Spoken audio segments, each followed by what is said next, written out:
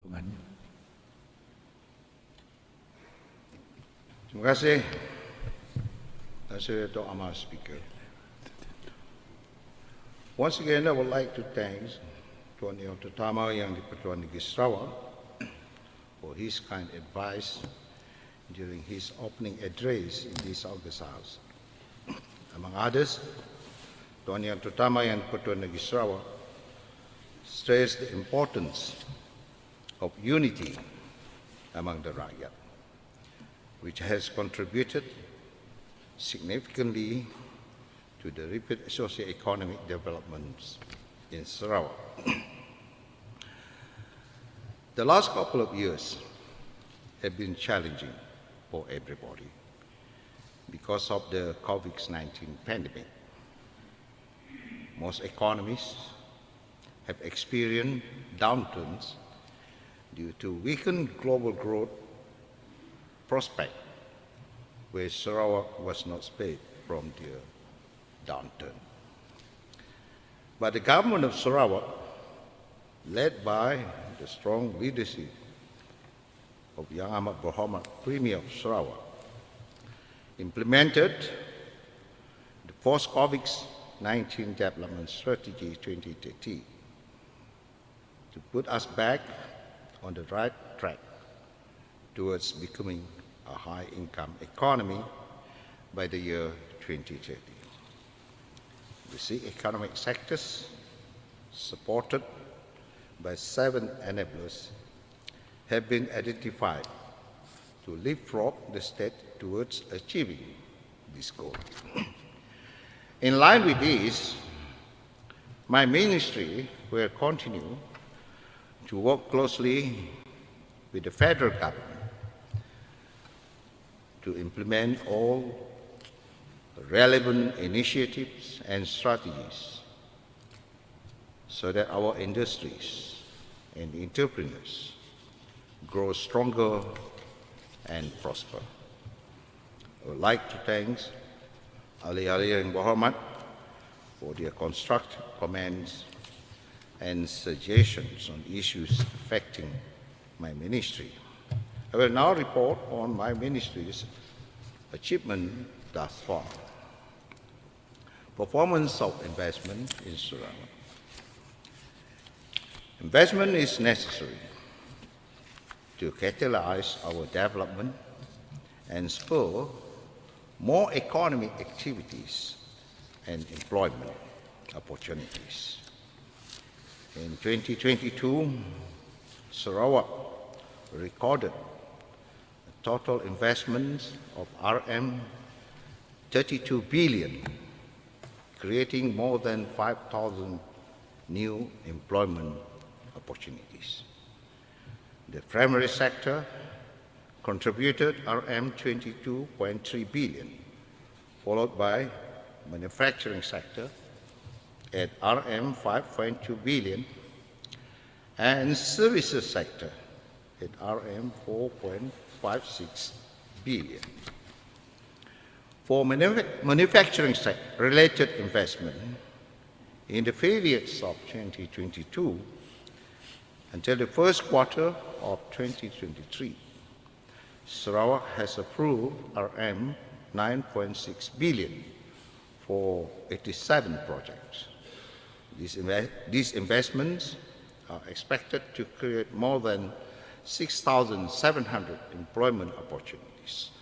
Among the major projects approved in this period were in the following sectors: electrical and electronic products, RM 6.29 billion for substrate for hard disk drive, solar ingot and wafer, and processed semiconductor wafer. Basic metal products, RM 2.58 billion for copper foil, metallic silicon, etc. Plastic products, RM 160 million for plastic pipe. Services, RM 110.4 million for warehouse, logistics, and cold storage. and chemical products, RM 106 million for fertilizer. Under PCDS 2030, manufacturing is among the 6 economic sectors identified to propel Sarawak's GDP to grow at 6% to 8% per annum, necessary for us to achieve developed economy status by the year 2030.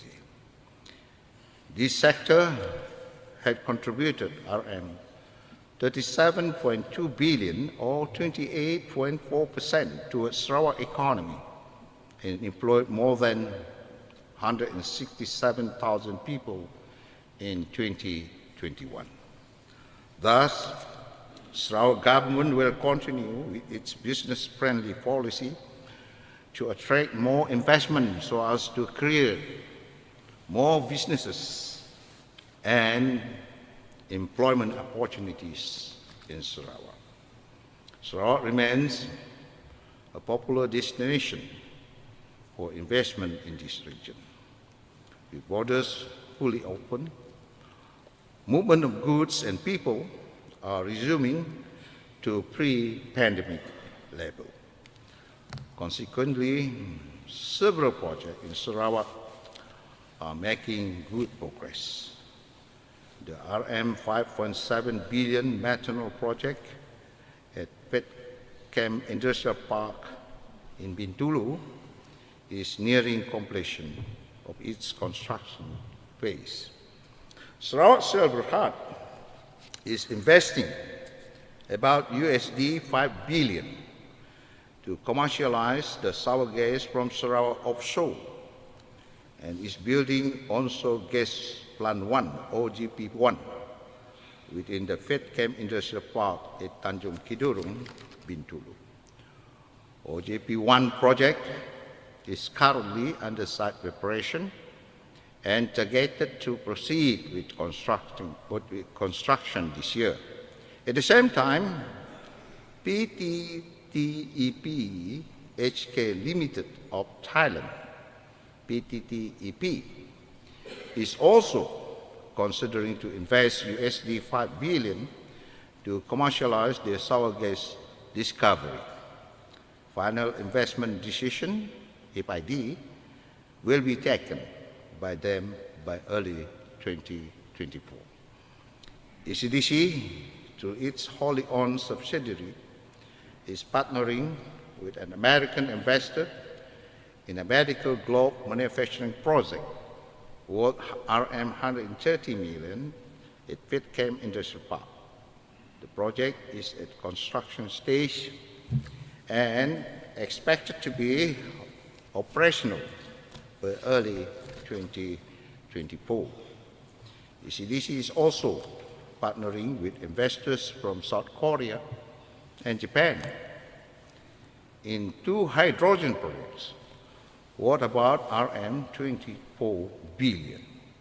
Currently, work projects are at front-end engineering design stage and are also targeted to achieve FID by 2024 in order to be able to start operation by the year 2027.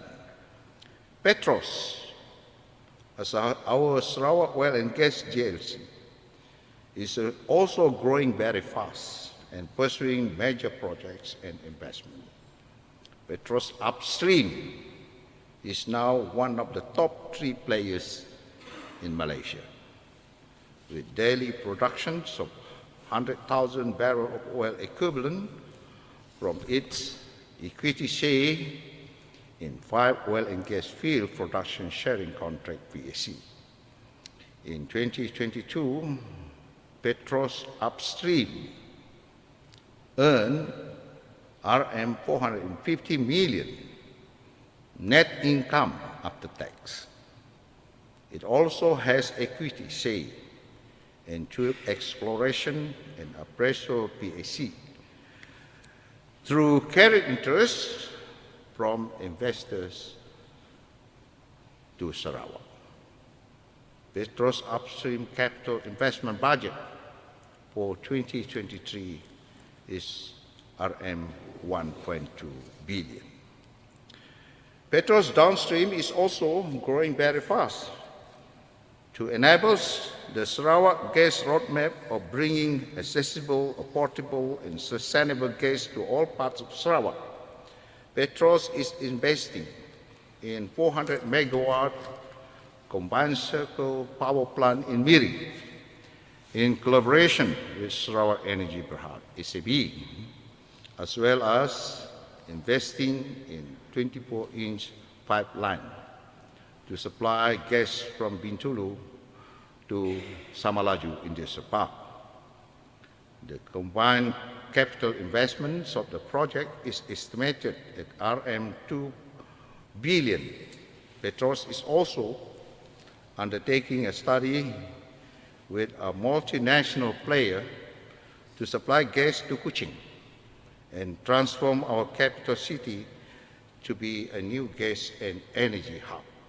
Petros is also discussing with SEB to build new gas power plant in Kuching and to retire the existing coal-fired power plant. Petros is also expanding its LPG businesses and aspiring to capture 100% of the subsidized household market share by the year end. To enable this, its subsidiary, Niaga, is injecting investments of RM 60 million. Sarawak Carbon Capture and Storage, CCS, potential is being seriously explored. Petros has been granted approval in principle for CCS license for the IP block offshore Sarawak to begin the operationalizations of the state land court amendments approved by this August House during the previous sitting. Petros is working closely with Petronas as the investor to convert the M1 depleted gas field into the first CCS project in Sarawak, with capital investment estimated at RM 2.5 billion. A development and storage agreement is being developed together with an application for M1 storage permit in compliance with the Sarawak Land Court Land Carbon Storage Rule 2022.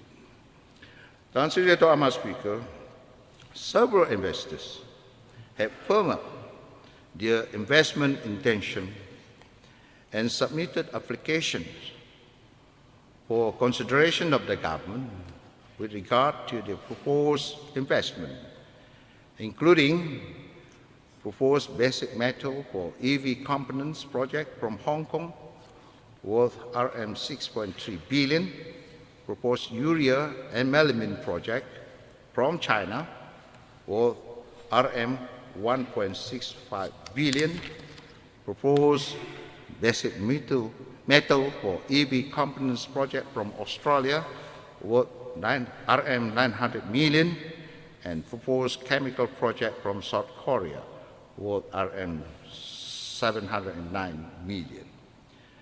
Besides this, there are new investors who are in early discussion with the government to implement their project in Sarawak, which include proposed basic metal for solar PV project from China worth RM 5 billion, proposed green metal project from Japan worth RM 4.4 billion, proposed basic metal for EV components project from Australia worth 3.04 billion, and proposed chemical project from China worth RM 571 million.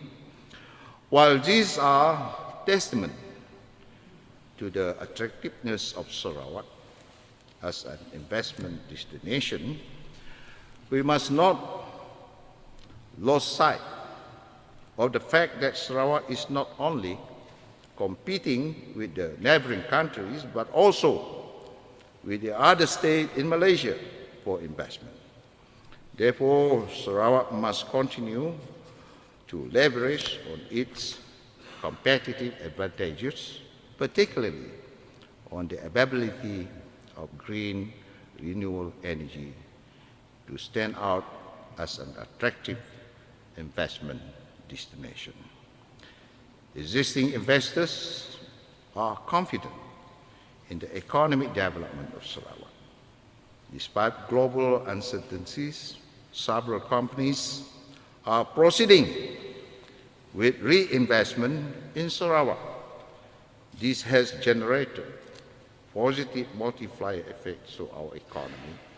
For example, in Samajaya Free Industrial Zone, the high-tech industry cluster is employing more than 15,000 employees, where 98% of them are local Sarawakian, paying RM 758 million in annual wages, contributing RM 917 million to the local economy, and exporting RM 8.9 billion of E&E products and components.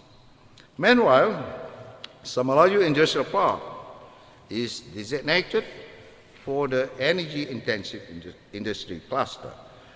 The contribution from this industrial park include employing around 8,300 employees, where 83% of them are local Sarawakian, paying RM 532 million in annual wages, contributing RM 5.4 billion to the local economy, and exporting RM 18.4 billion of basic metal products.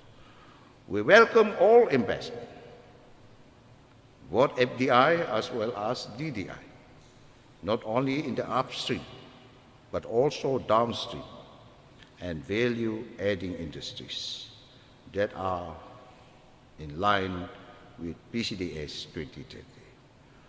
We'll prioritize investment that promote economic prosperity, social inclusivity, and environmental sustainability. In 2022, business activities improved significantly as borders opened that saw increase in passenger traffic and visitors. Sarawak's total trade in 2022 increased 43.9% to RM 217.2 billion from RM 150.9 billion in 2021, resulting in an increase of 67.3% of our trade surplus to RM 88.2 billion in 2022 from RM 52.7 billion in 2021.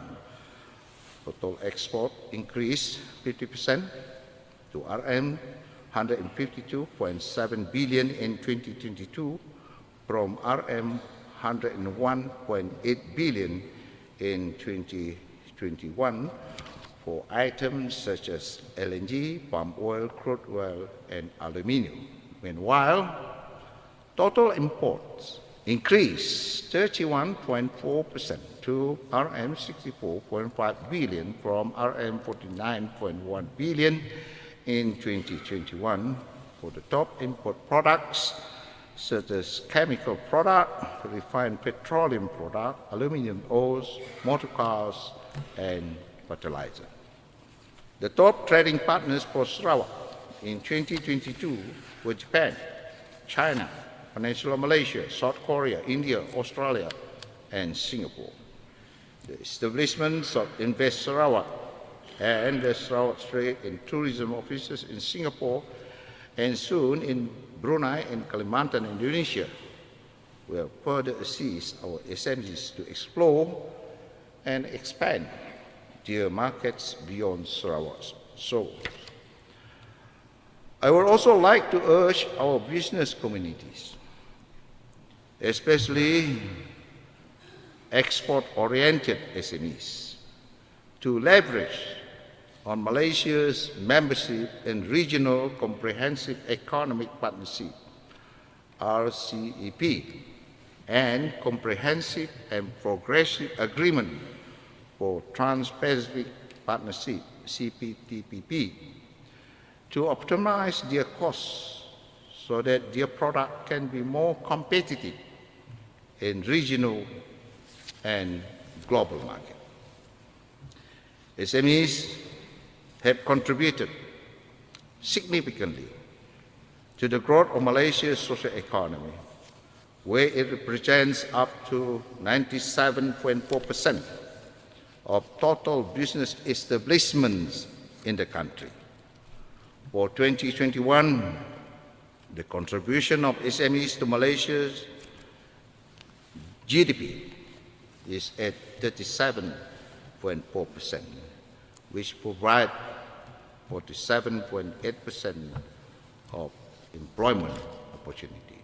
It is essential that we continue to support and nurture the growth of our SMEs so that their contribution can be further enhanced through implementation of various initiatives by the government. Therefore, my ministry will continue to collaborate with state and federal agencies as well as business communities and chambers of commerce.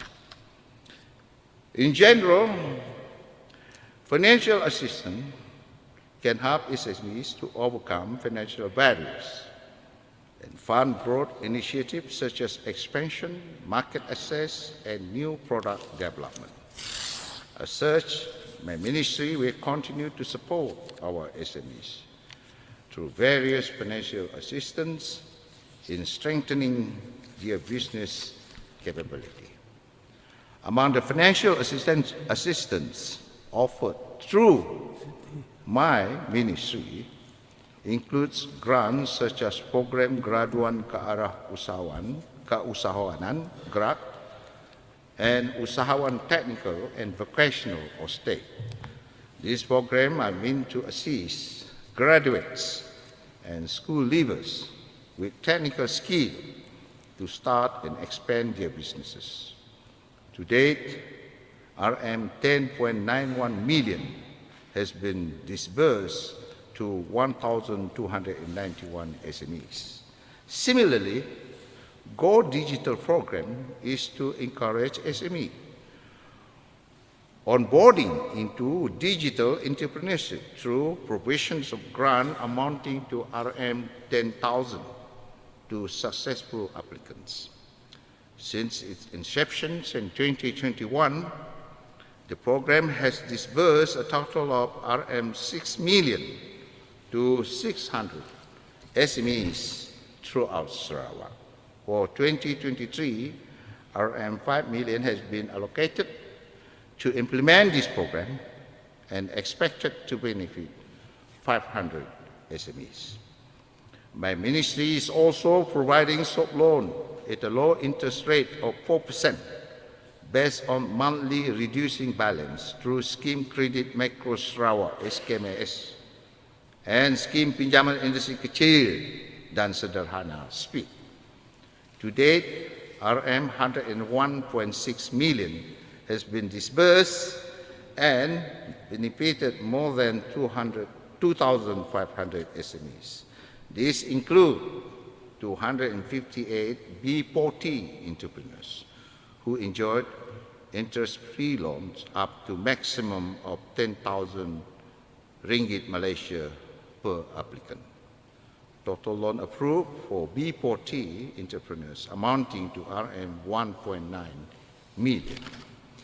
In addition, Sarawak government provide interest subsidy scheme for 3.5 years to enable SMEs under Special Relief Fund, SRF, Targeted Relief and Recovery Facilities, TRRF, Panjana Tourism Financing, PTF, SKMS, and SPIC. This scheme was introduced to ease SMEs' financial burden during pandemic. Currently, 4,702 SMEs are still benefiting from this inter-subsidy scheme, totaling Rm 83.44 million. Sarawak adalah satu-satunya kerajaan di Malaysia yang menyediakan subsidi kadar faedah kepada perusahaan kecil dan sederhana. For the record, Sarawak government has implemented various initiatives and assistances under BKSS 1.0 to 9.0 involving the allocation of Rm 6.7 billion. This initiative and assistance have provided a relief to the rakyat, including the business communities, during the very challenging period. Sebagai tempahan, Kerajaan Sarawak juga telah melanjutkan diskaun bil elektrik, termasuk perusahaan kecil dan sederhana, sehingga Jun 2023. Capacity building is important for SME to grow and become more agile and rapidly changing business environment. Therefore, to strengthen our SMEs' entrepreneurial competencies, my ministry has conducted various programs and activities such as Digital Entrepreneurship Program, Shopee Mall, digital marketing, YouTubing, smartphone, social media, creative content courses, and Rundown Digital. Basic Entrepreneurship Program, Basic Accounting and Business courses. Technical Entrepreneurship Program, Food Processing courses, Hairdressing courses, and Sewing Technology courses. Food Handling, Zoom Register Program, and Product Promotion at international and national expos, showcase usahawan at various towns, and mass media promotion. From 2021 until the first quarter of 2023, more than 36,000 entrepreneurs have benefited from various programs provided by my ministry, such as Financial Assistance Scheme, Capacity Building courses, e-commerce, and product promotion. Besides my ministry, other agencies such as SME Bank, SME Corp Malaysia, Tekun National, Ministry of Public Health, Housing and Local Government, Pharma, SCDC, SKM, SDEC, JKMS, and other agencies have also provided various assistance to local SME, including small and petty traders. From 2021 to first quarter of 2023, more than 100,000 entrepreneurs have been assisted with total value of Rm 225.6 million. To answer that, Honourable Speaker, on 7 March 2023, I chaired the Sarawak Entrepreneur Development Coordination Committee meeting, where the Honourable Minister of Entrepreneur Development and Cooperative Malaysia also attended. The presence of the Honourable Federal Minister shows a strong commitment from the federal government to work closely with us for the benefit of our local SMEs. The committee has approved two entrepreneurship development initiatives, namely the review of business registration process in Sarawak and micro, small and medium entrepreneurs database system development, which shall be developed by this year. This initiative will assist to enhance the ease of doing business in the state, particularly among our local SMEs. Now I would like to update this August House on the development of industrial parks and Anjung Usahawan premises in Sarawak by my ministry. The status of the project to date are as follows. 5 industrial parks projects have been completed, namely Kapit Industrial Park, Demak Laut Industrial Park Phase 2B, Betong Industrial Park Phase 1, Sri Aman Industrial Park and Samatan Industrial Park Phase 1. 10 projects are under construction, which are 5 Industrial Park in Bau, Sibu, Rantau Panjang, Samalaju SME Cluster and Marudi, and 5 Anjung Usahawan in Samatan, Teluk Melana, Gedong, Lawas and Sunda. 33 projects are under various stages of pre-implementation, such as site identification, siting application, appointment of consultants, engineering design, and preparations of tender. There are 13 industrial park projects in Kuching, Sebuya, Meradong, Dalat, Som, Long Lama, Limbang, and Lawas. 17 Anjung Usahawan in Simunjan, Pakan, Kabong, Lubuk Antu, Debak, Kampung Bungin, Daro, Dalat, Belingian, Meradong, Som, Beraya, Bekenu, Long Lama, Limbang, Kuala Lawas, and Terusan, and 3 processing centers in Punang and Awattawan. My ministry will finalize the master plan for the development of industrial terminal in Sarawak this year. When completed, the master plan covering 5 locations, namely Kuching, Tanjung Manis, Tanjung Kidurong, Samalaju, and Lawas, will serve as a guide to develop a holistic program that explore bold and innovative ways to transform Sarawak into a developed economy by the year 2030. Some key plans to transform the industrial and economic landscape in Sarawak to include 1. Lawas to be developed into an industrial hub in the north end of Sarawak by embracing environmental sustainability through green energy development and other industry transformation. 2. Kidorong to leverage on its natural gas resource and be transformed into a new generation chemical hub. It will venture further downstream to extract the high value from downstream chemical value chains and leverage on green hydrogen industry, carbon capture, and other initiatives. 3. Samalaju to be further extended and focus on new sectors based on new energy and green energy industries such as batteries and its associated value chain, along with other transformed green industries such as green steel and silicon. Tanjung Manis is to be transformed into a regional halal industrial hub, focusing on agro-tech industry, as well as confined environment agriculture, nature-based carbon economy, and the transformed timber industry. And Kuching to be a knowledge industrial hub, focusing on the high-tech electronics, hydrogens, and smart manufacturing industries. The study is timely for the midterm review and the coming 13th Malaysia Plan to justify the new project necessary for us to achieve our objective as set out in PCDS 2030.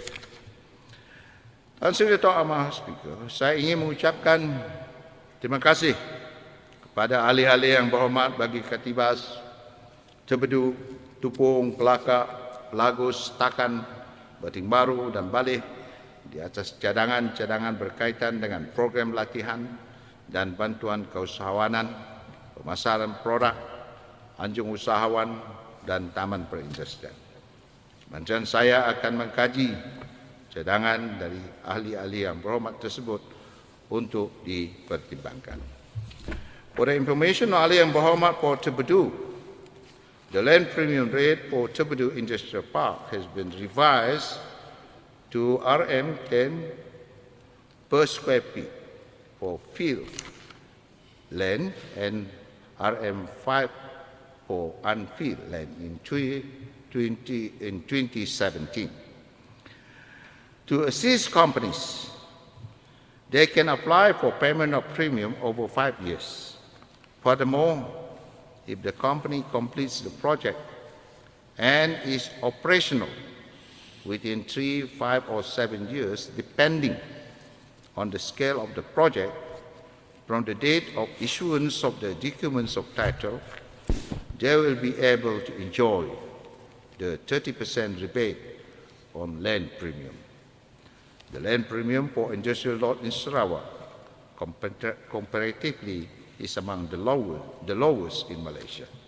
At the same time, companies can also apply for other incentives such as pioneer status incentive, investment tax allowance, or reinvestment allowance by the federal government.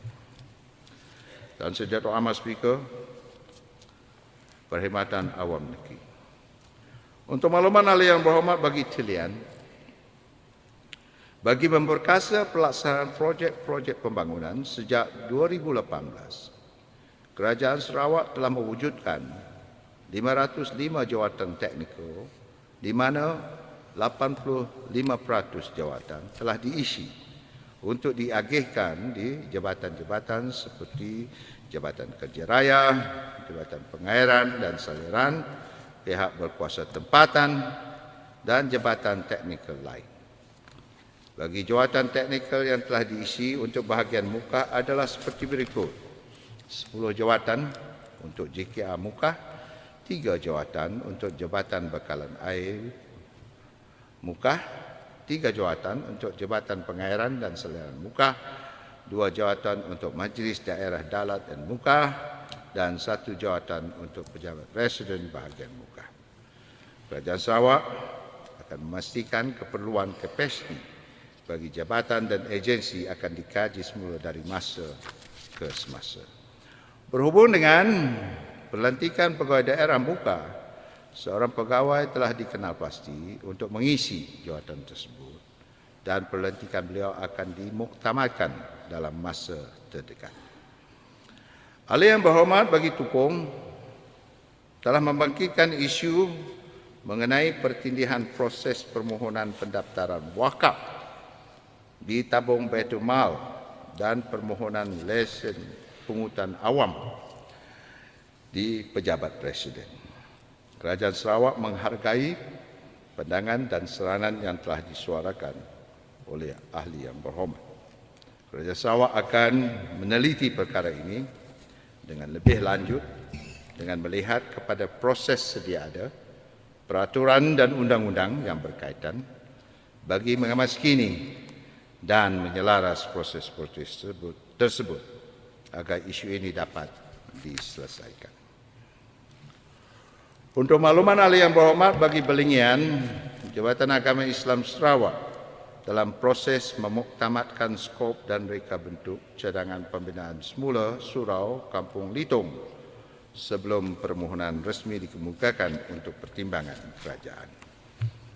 Untuk makluman ahli yang berhormat bagi Katibas, buat masa ini terdapat Masjid Nurul Islam di Kampung LANGSUNG di Pekan Song yang boleh menampung selama 500 jemaah dalam satu masa. Walaupun bagi menampung keperluan semasa termasuk pertambahan jemaah di kawasan tersebut, Jabatan Agama Islam Sarawak akan mencadangkan tapak yang sesuai untuk pembinaan masjid baru di kawasan tersebut untuk pertimbangan kerajaan. Manakala status pembinaan baharu Masjid Kabung yang dibangkitkan oleh ahli yang berhormat bagi Kabung, tender bagi pembinaan masjid baru daerah Kabung akan dikeluarkan pada bulan Julai 2023 dan pembinaan masjid tersebut dijangka dimulakan pada penghujung tahun ini. Berhubung dengan cadangan pembinaan SK Agama RGC Bladin yang dibangkitkan oleh Ahli Yang Berhormat Bagi Beting Marong, cadangan tersebut akan diteliti semula bersama dengan Jabatan Pendidikan Negeri Sarawak berdasarkan kadar enrolment murid tahun 1 di kawasan Bladin. Consider to Ahmad Speaker, I would like to take this opportunity to congratulate Yang Amat Berhormat Datuk Seri Anwar Ibrahim on his appointment as the 10th Prime Minister of Malaysia. I'm very thankful to our Right Honourable Prime Minister and the federal government for the commitment to honour the constitutional rights of Sarawak in respect to the implementations of Malaysia Agreements 1963, which is manifested through the establishment of Majlis Tindakan Pelaksanaan Perjanjian Malaysia 1963. It is our fervent hope that all matters that had been agreed be implemented immediately. As we all know, Malaysia Agreement had been agreed in 1963 and not yesterday. In this regard, I'd like to re-emphasize what has been mentioned by the Prime Minister in his recent speech at the Unity Government Convention on issues related to MA 63, where the Right Honourable Prime Minister says, quote, "The most important thing for the current leadership is to fulfill the promise made by the nation founding fathers after independence," unquote. Therefore, MA 63 is the foundation for the formation of our nation.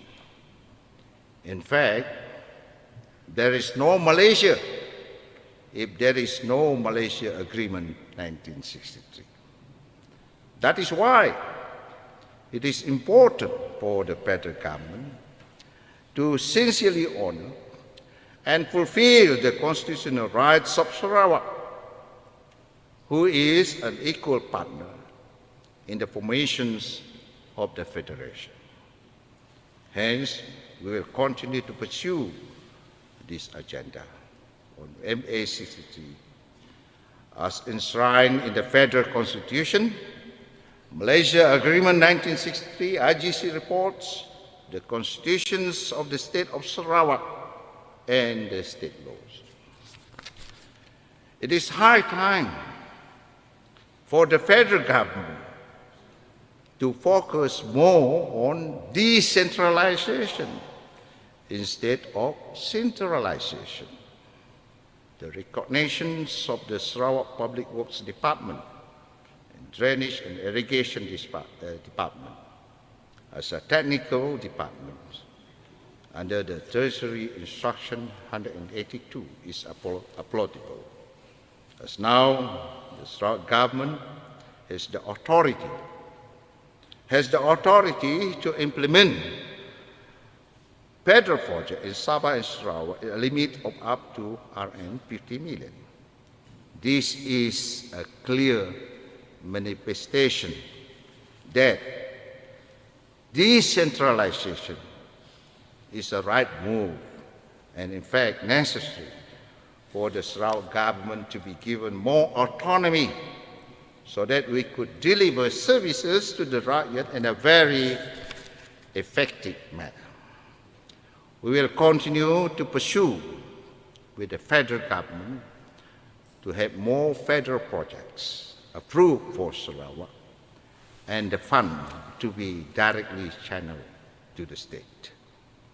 It is also our hope that the issue on the decentralization or empowerment to Sarawak government on education and health will be addressed by the federal government in order to enhance and upgrade the education and health services in Sarawak for the benefit and well-being of the people of Sarawak. Tan Sri Dato' Amar Speaker, this year marks the diamond anniversary of independence of Sarawak and the formation of Malaysia.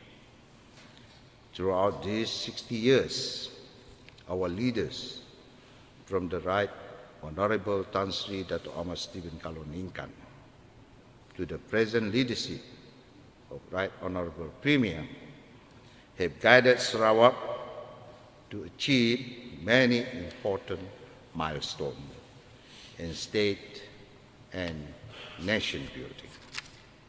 Our economy has diversified from primary and maturing more into secondary and tertiary sectors.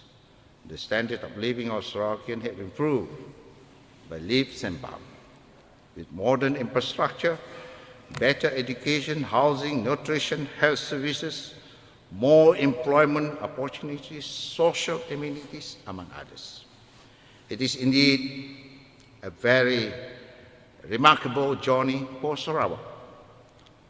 All of this would not have been possible without peace, harmony, racial inclusivity, and unity, as well as political stability that we all work hard to preserve.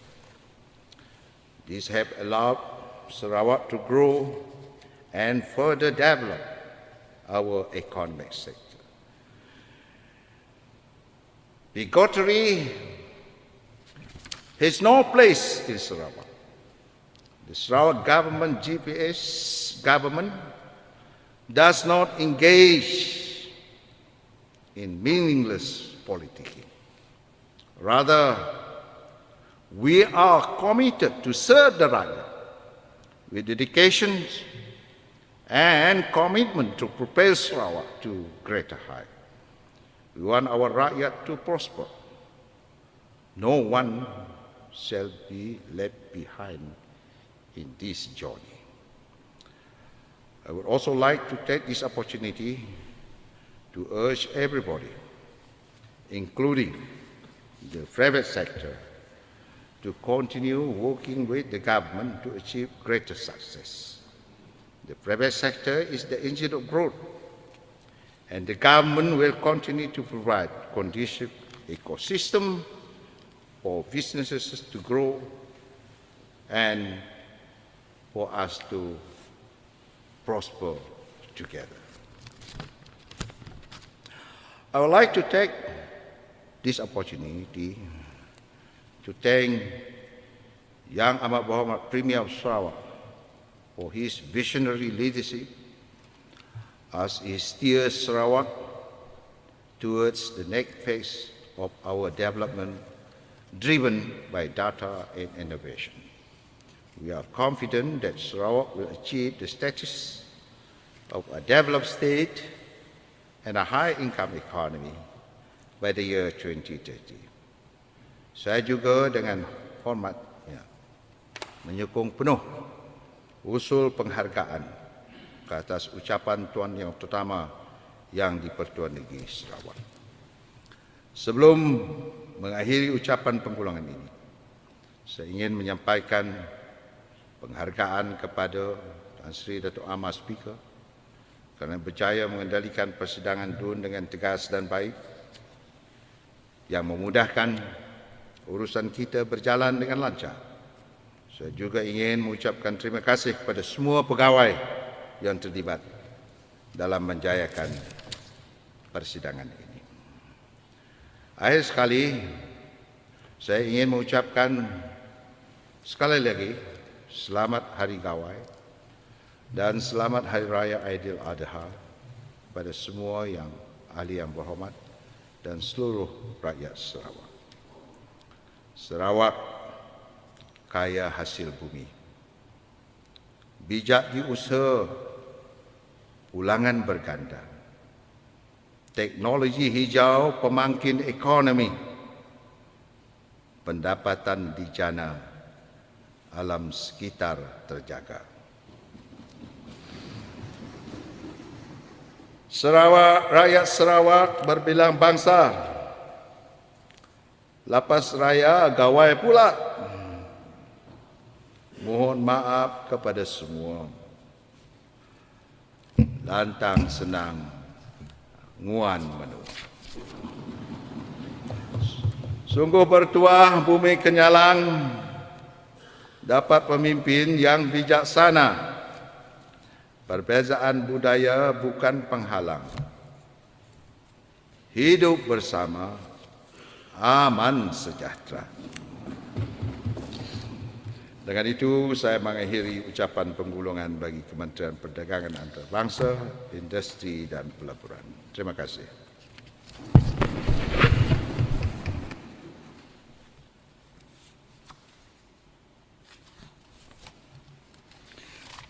Ahli yang berhormat, dengan hormatnya saya menjemput Yang Berhormat Datuk Ahmad Douglas Uga Embas, Timbalan Premier dan Menteri Keuangan dan Ekonomi baru 2 untuk menyampaikan ucapan penggulungan.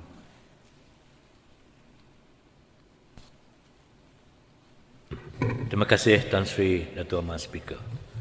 Tan Sri Datuk Ahmad Speaker, first of all, I would like to express my utmost appreciation to Tuan Yang Utama yang di-Pertua Negeri Sarawak, Tun Pihing Sri Haji Abdul Taib Mahmud for his opening address in the first meeting of the second session of the 9th Dewan Undangan Negeri on the 15th May 2023. His Excellency's addresses will certainly serve as an invaluable guide for us in discharging our duties and responsibility as we steer Sarawak toward becoming a high-income economy by 2030.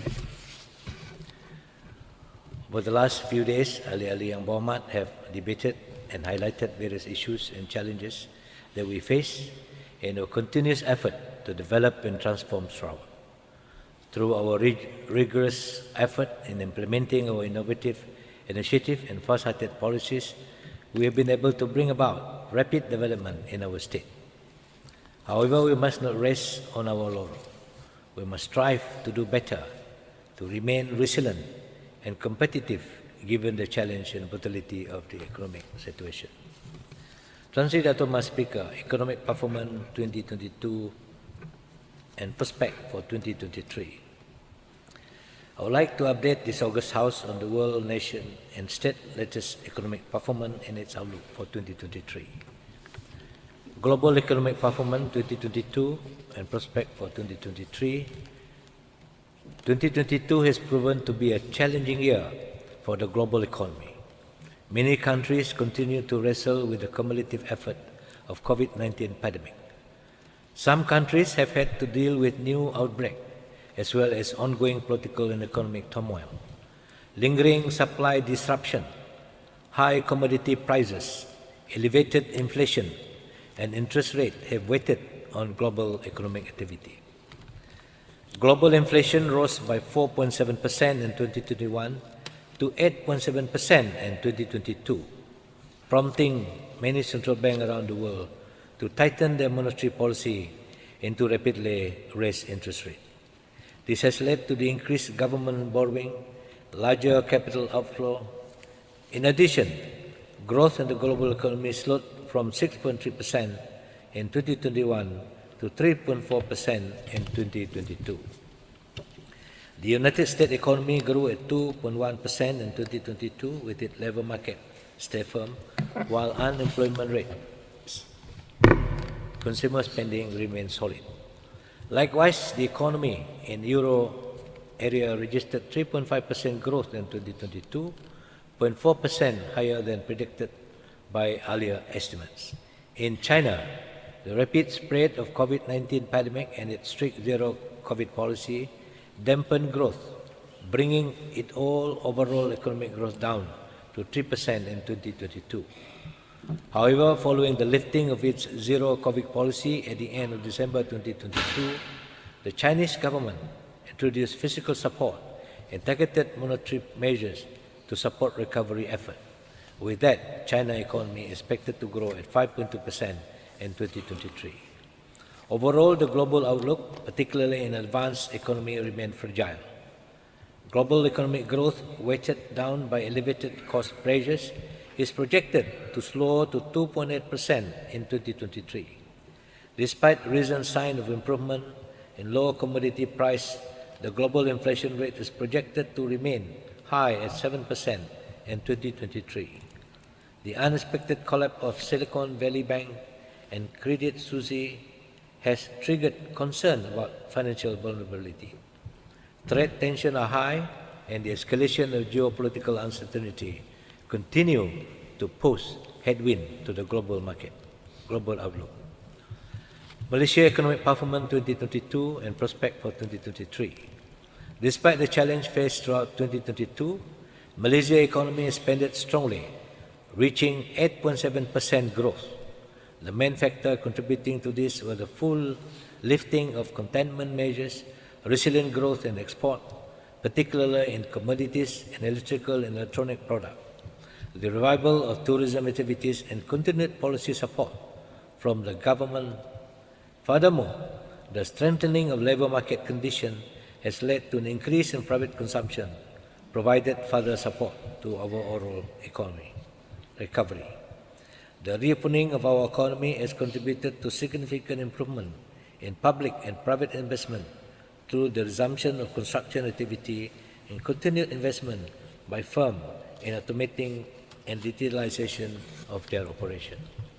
Nonetheless, responding to high inflation, Bank Negara increased its overnight policy rate from 1.75% in 2021 to 2.75% in 2022.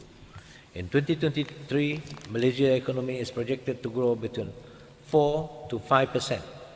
This is despite slow global economic growth, which is expected to affect export and the livelihood that inflation will remain high, impacting household and business spending. Tuan Sri Dato' Mas Speaker, Sarawak economic performance in 2022 and prospect for 2023. Moving on, I shall update this August House on Sarawak economy. We are pleased to report that Sarawak is well on the way to economic recovery. In 2022, we witnessed strong improvement in external trade. Sarawak, as a net commodity exporter, particularly in oil and gas, has benefited from the global increases in commodity prices. The return of the most economic activities and business has benefited our domestic economy. Our gross domestic product growth was estimated to improve from 2.9% in 2021 to a range of 5.5% to 6.5% in 2022.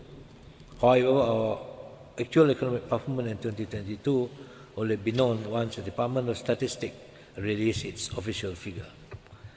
The service sector is expected to register robust growth of 7.7% in 2022 with broad-based improvement in all segments of the service industry. Business activities, particularly in wholesale and retail trade and accommodation, as well as transport, logistics subsector, continue to improve. This is mainly driven by local spending and tourist-related activities. The number of visitors increased by 7 times, from 547,000 in 2021 to 3.99 million in 2022. The promising trend is continuing in the first 3 months of 2023, with the number of visitors increased to 1.63 million, a threefold increase over the corresponding period in 2022. This will certainly help to boost the recovery and growth of Sarawak tourism sector, benefiting domestic tourism player and local industry. Along with a progressive improvement in trade-related industry and the property market, the service sector is projected to grow at 6.2% in 2023. The manufacturing sector is estimated to expand by 6.8% in 2022, increasing production of LNG, basic metal, as well as electrical and electronic products. At the same time, the operationalization of the Penggal gas project in March 2022 has contributed to the increased output of the mining sector. The mining sector was estimated to expand by 2.7% in 2022 and is projected to further expand in 2023 when the Kasawari gas project will come on stream. In addition, increased demand for our major trading partner, particularly Japan, and rising from the domestic industrial and petrochemical sector will lead to an increase in the gas production. Meanwhile, the agriculture sector is expected to report a marginal growth of 1.2% in 2022. This growth is a result of the increased production of palm oil in the second half of 2022 and improvement in the labor market. Total production of palm oil increased from 3.9 million tonnes in 2021 to 4 million tonnes in 2022, a 2.5% increase. In the first 3 months of 2023, the production of oil palm has shown positive growth of 4.9%, or an increase of 30,000 tonnes compared to the corresponding period in 2022, with price averaging at Ringgit Malaysia 3,967 per tonne in Sarawak. The construction sector is expected to register slow growth in 2022 at 5%. The sector was disrupted by the impact of inflation on the cost of construction material and continuing labor shortages, particularly in the first half of 2022, with the easing of labor storage issues, implementation of variation of price under Bantuan Khas Sarawak Kusayang, the performance of the construction sector gradually improved in the final quarter of 2022. This is especially seen in the implementation of various state government projects. Besides that, the construction industry in 2022 was also supported by the property segment, with residential property dominating the market. As Sarawak government accelerate implementation of post-COVID-19 development strategy 2030, coupled with lower prices of construction material and the initiative to allow advance payment for contract work, the construction industry is expected to gain further momentum 2023. The demand side. On the demand side, Sarawak total trade expanded strongly from Ringgit Malaysia 150.9 billion in 2021 to Ringgit Malaysia 217.2 billion in 2022, an increase of 44%. Driven by strong commodity prices and high demand, export grew by 50%. At the same time, import grew by 31.3%, largely as a result of growth in intermediate and capital goods. This is in line with the recovery of businesses in the industry as a whole. External demand is projected to remain favorable in 2023.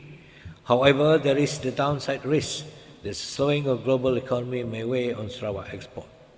Nonetheless, total trade in the first 2 months of 2023 show an increase of 4.3% from the corresponding period last year. On the consumption side, private consumption improved in 2022, with growth expected to reach 6.8%, resulting from better employment and pent-up demand as the economy improved.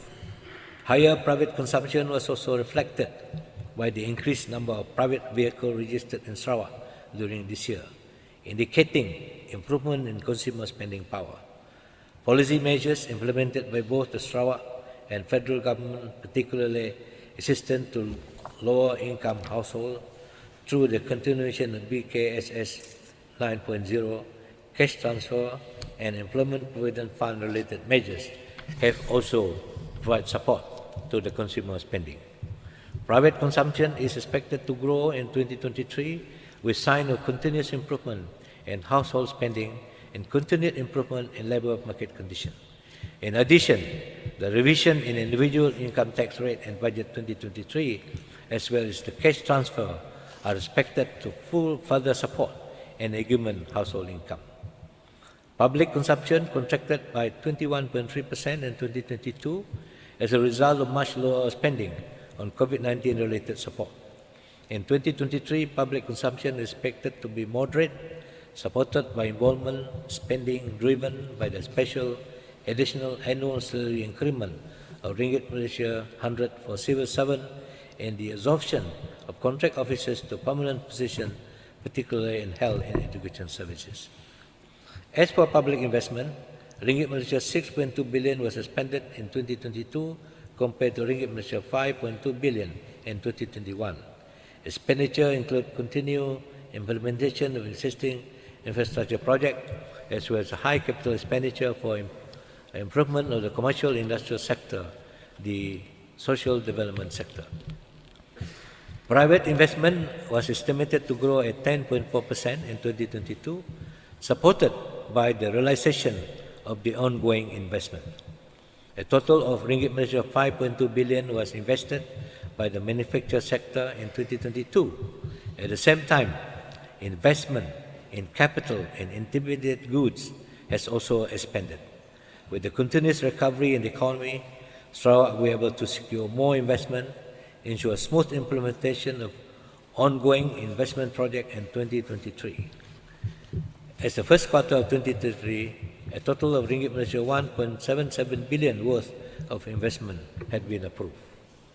We foresee that Sarawak economy will remain resilient and robust, supported by strong domestic activity in 2023 and vigorous implementation of infrastructure projects under the 12th Malaysia Plan. We are, however, aware that global uncertainty and the downward trend in world price may affect our external demand. Overall, Sarawak economy is projected to grow between 5 to 6% in 2023. Inflation. Sarawak is not shielded from the impact of global inflation.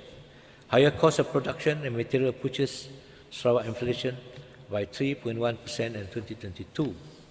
Inflationary pressure is much felt in food and non-alcoholic beverages segment, for which inflation increased by 5.5% in 2022. For the first quarter of 2023, Sarawak registered an average inflation rate of 4%, while the inflation for food and non-alcoholic beverages rose to 8.2% compared with the corresponding period in 2022. Nonetheless, considering on month-to-month basis, the overall inflation rate is declining. Although the outlook remains highly uncertain, overall inflation for Sarawak is projected to average between 2.5% to 3.5% in 2023 as global cost factor moderate and commodity price decreases. Labour market. The normalization of the economy has contributed to the positive improvement in the labour market in Sarawak. Preliminary statistics showed that Sarawak labour market has returned to full employment. Our unemployment fell from 4.5% in 2021 to 3.1% in 2022. Supported by the ongoing recovery, particularly in the service sector and the tourism-related services, it is projected that the labour market will remain at full employment in 2023. Performance of project implementation under the 12th Malaysia Plan. I wish to update members of this August House on the implementation of various development programs and projects under the 12th Malaysia Plan. 12th Malaysia Plan state-funded project. A total of 1,104 state-funded projects with a ceiling of ringgit Malaysia 30 billion has been approved. Of this amount, 748 or 67.8% are physical projects, while the remaining 356 or 32.2% are non-physical, which include grant, contribution, investment, programs, and events. As of 31st March 2023, out of 748 physical projects, 184 projects or 24.6% has been completed, while the remaining 564 projects or 75.4% are still at various stages of implementation. The cumulative expenditure from year 2021 up to 31st March 2023 was ringgit Malaysia 11.3 billion or 37.7% against the total 12 Malaysia 12 MP ceiling. The government will continue to expedite the implementation of the planned project, at the same time introduce new measures to reduce and mitigate sick and delayed projects. Performance of RTP project. Under the 12th Malaysia Plan period, a total of 5,255 rural transformation projects with an allocation of ringgit Malaysia 876.3 million has been approved. As of 31st March 2023, a total of 2,936 projects or 55.9% has been completed, while the remaining 2,319 projects or 44.1% are still in various stages of implementation. The cumulative expenditure for 2021 up to 31st March 2023 was ringgit Malaysia 302.2 million or 34.5% against the total approved allocation. Performance of Project Rakyat. A total allocation of ringgit Malaysia 1.5 billion were allocated to fund the implementation of 592 approved projects for the year 2021, 2022, and 2023. As of 31st March 2023, a total of 223 projects, or 37.7 projects, has been completed, while the remaining projects are still at various stages of planning and implementation. Cumulatively, a sum of ringgit Malaysia 946.97 million has been spent within the same period. Transis Ratoma Speaker, we are committed to expediting infrastructure development in Sarawak. We are putting more effort in implementing numerous projects under Project Rakyat, particularly road and bridges, water, electricity, social amenities, agriculture facilities, and other social economic projects. This project stimulates the growth and the development of Sarawak economy and improve the well-being, the quality of life of our people, especially the rural population.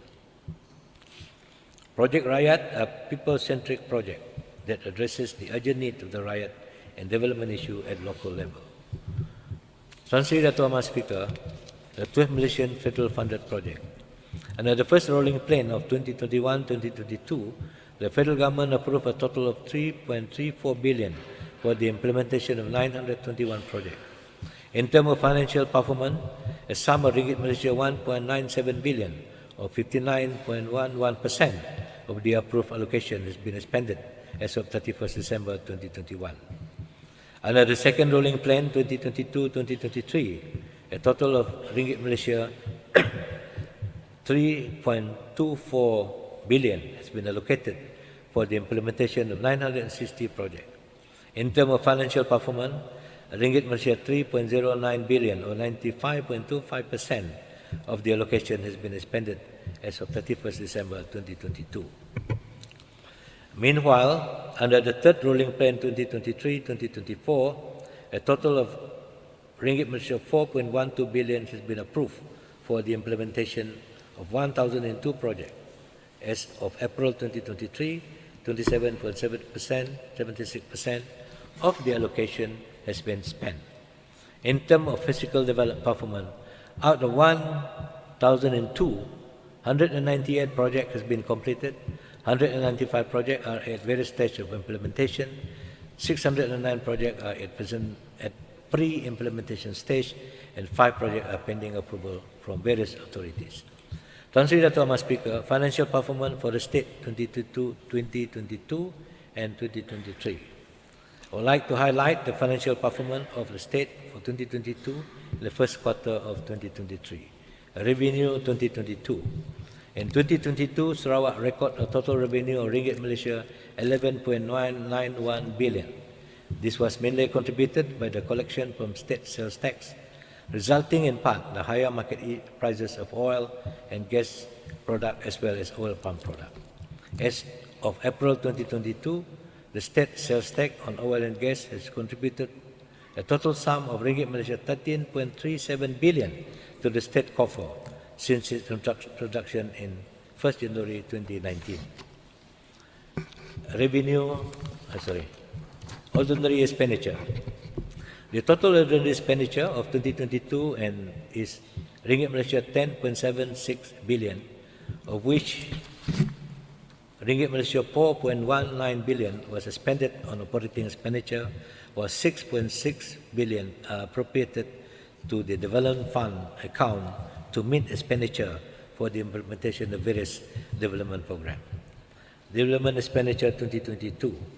With regard to development expenditure, the state has expended a sum of ringgit Malaysia 6.263 billion, or 82.3% of the total development budget for the year 2022. Now allow me to update members of this House on the performance of state revenue expenditure for the year 2023. Revenue 2023. As of 30th April this year, the state has collected revenue of ringgit Malaysia 5.004 billion, or 44.5% of projected revenue of ringgit Malaysia 11.035 billion. These are contributed: 1. Sales tax, state sales tax of ringgit Malaysia 1.906 billion, cash compensation in lieu of oil and gas right of ringgit Malaysia 1.62 billion, dividend ringgit Malaysia 7.1 million, raw water royalty ringgit Malaysia 171 million, interest income ringgit Malaysia 258 million, forestry receipt ringgit Malaysia 103 million, land premium ringgit Malaysia 45 million, federal grant and reinvestment of ringgit Malaysia 24 million, and other sources such as mining royalty, water sales, and land rent contributed ringgit Malaysia 137 million. Expenditure 2023. As of 30th April this year, the state has spent ringgit Malaysia 1.241 billion, or 31% of the approved ordinary expenditure, while a sum of ringgit Malaysia 845 million, or 11%, has been expended for its development expenditure. Dato' Ahmad Speaker, Tan Sri Dato' Ahmad Speaker, in this respect, I urge all controlling officers and head of department to continue their commitment to ensuring successful execution of projects under their purview, as well as ensuring projects delivered on schedule and within budget, and the targeted project outcome are met. Tan Sri Dato' Ahmad Speaker, revenue re-engineering. I'd like to touch on the progress of state re-engineering initiative under the state. SST on export of selected product. The Sarawak government has approved the introduction of state sales tax on export of selected timber product, namely sawn timber, veneer, wood chip, fiberboard, particle board, and plywood at the rate of 1% to 2.5%. The effective date of the imposition of the sales tax is to be 1st June 2023.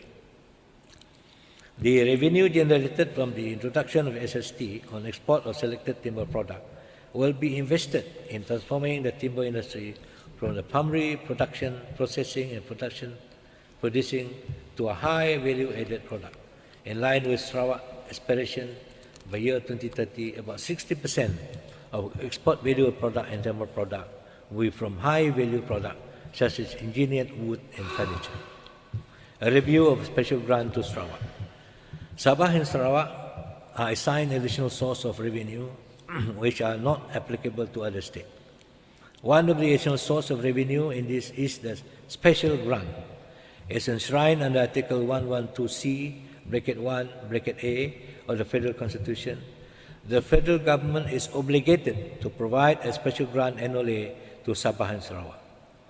This special grant be reviewed every 5 years, or such period as may be agreed to between the federal and the state, or the state concerned as stipulated under Article 112D of the Federal Constitution. A proposal to review the special grant was initiated and submitted by Sarawak to the Federal Ministry of Finance in 2012, has been subsequently brought up to a special committee under MV 63. After years of discussion, we are grateful to the federal government for agreeing to increase the amount of special grant for Sarawak from ringgit Malaysia 16 million annually to an initial sum of 300 million effective this year.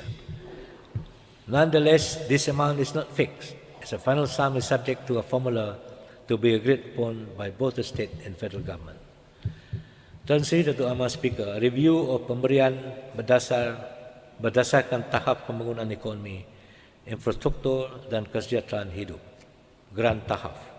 For the information of this August House, the federal government gives an annual grant to all the states to assist them in accelerating economic development and upgrading the living standard of the people. This is in line with the government objective of achieving balanced socio-economic development among the different regions. The grant is known as pemberian berdasarkan tahap pembangunan ekonomi, infrastruktur dan kesejahteraan hidup. In short, grant tahap. Grant tahap was formulated by considering the level of economic development, infrastructure, and well-being of the people in each state. Priority is given to the less developed states. The last review of the grant was made in 2005 when Sarawak was awarded to an annual grant of ringgit Malaysia 23.857 million. Recently, the federal government has agreed to review the amount given to all the states. The grant to Sarawak has been increased to Ringgit Malaysia 29.27 million effective this year. Translator Thomas Speaker, Transformation Program for the State Statutory Bodies and Government-Linked Companies. As I've mentioned in the last June sitting, the state government is collaborating with the World Bank, is presently undertaking an initiative to review existing statutory bodies and government-linked companies' regulatory and monitoring framework. Phase 1 of the study, which commenced in June 2022, has been completed. Phase 1 of the study will assess the adequacy of current governance framework of statutory bodies, government-linked companies, and performing effectively toward delivering their objective and mandate. Based on this study, the government will formulate and prepare a comprehensive state statutory bodies and GLC's transformation program. Given the importance of this initiative, Sarawak government will continue to collaborate with the World Bank in implementation of the transformation program. I wish to take this opportunity to thank all the statutory bodies and GLC that has given their full support to this initiative and collaborated with us to implement the program. Translator Thomas Speaker, good governance and prudent financial management. The state has always upheld and maintained good governance practices in order to achieve and sustain its sound financial position. In this respect, it is my pleasure to inform this August House that Sarawak has once again been accorded a clean certificate, that is an unqualified report for its financial account for the year ended 31st December 2021 by the Auditor General of Malaysia. With this, Sarawak has earned 20 consecutive years of clean record for its financial statement. Both international and domestic rating houses have reaffirmed their commendable investment grade rating for Sarawak. Modi and Standard & Poor have reaffirmed the state rating at A3 and A- with stable outlook respectively. A rating agency has reaffirmed Sarawak with a credit rating of AAA, AAA. This assigned rating reflects sound financial performance and prudent budgetary practices by the state in managing its financial affairs. I would like to thank all the civil servants for continuously upholding good financial management, good governance practices all the time. I also like to ensure this August House that my ministry will continue to ensure prudent financial management through adopting international best practices, leveraging on digital technology, as well as strengthening the professionalism and competency of our officers. Translator Thomas Speaker, implementation of Sarawak accounting system. I wish to enlighten this August House on the initiative undertaken in our journey toward enhancing the effectiveness and efficiency in managing the state finance. During the past 3 years, from 2020 to 2022, we have been thoroughly engaged in developing the Sarawak accounting system, SAS, to replace our existing state integrated financial budgeting and accounting system. The new system was rolled out for implementation on the 3rd January 2023. SAS, which is now the main system we will use in facilitating the management of our public finance, is an integrated financial investigation system. It comprises a budgetary system, financial management system, and accounting system. As a fully integrated system, it is high-performing, user-friendly, operate in real time, provide highly secure data integrity. SAS comprises 20 modules and will interface with the various other systems, such as asset management-related system, project management-related system, revenue-related system, collection-related system, banking and other financial institution system, and administrative-related system. SAS is indeed intended to pay for the implementation of accrued accounting basis for the government in accordance with the requirement of Malaysia Public Sector Accounting Standard. In a nutshell, the main advantage of SAS are as follows. 1, it provides a robust report on the performance of the state financial position in order to facilitate fast decision-making. 2. Improve accountability and transparency in the state financial management and reporting. 3. It provides comprehensive information that can be used to measure the efficiency of government machinery, promote good governance in the utilization of government resources. Transi Dato' Mas Speaker, Procurement Improvement Initiative. Ensuring efficiency and integrity in government procurement is essential to ensure project delivery excellence. The government will continue to introduce and implement measures to promote accountability, integrity, and effectiveness in the procurement process. This will lead to better value for money in undertaking any government project.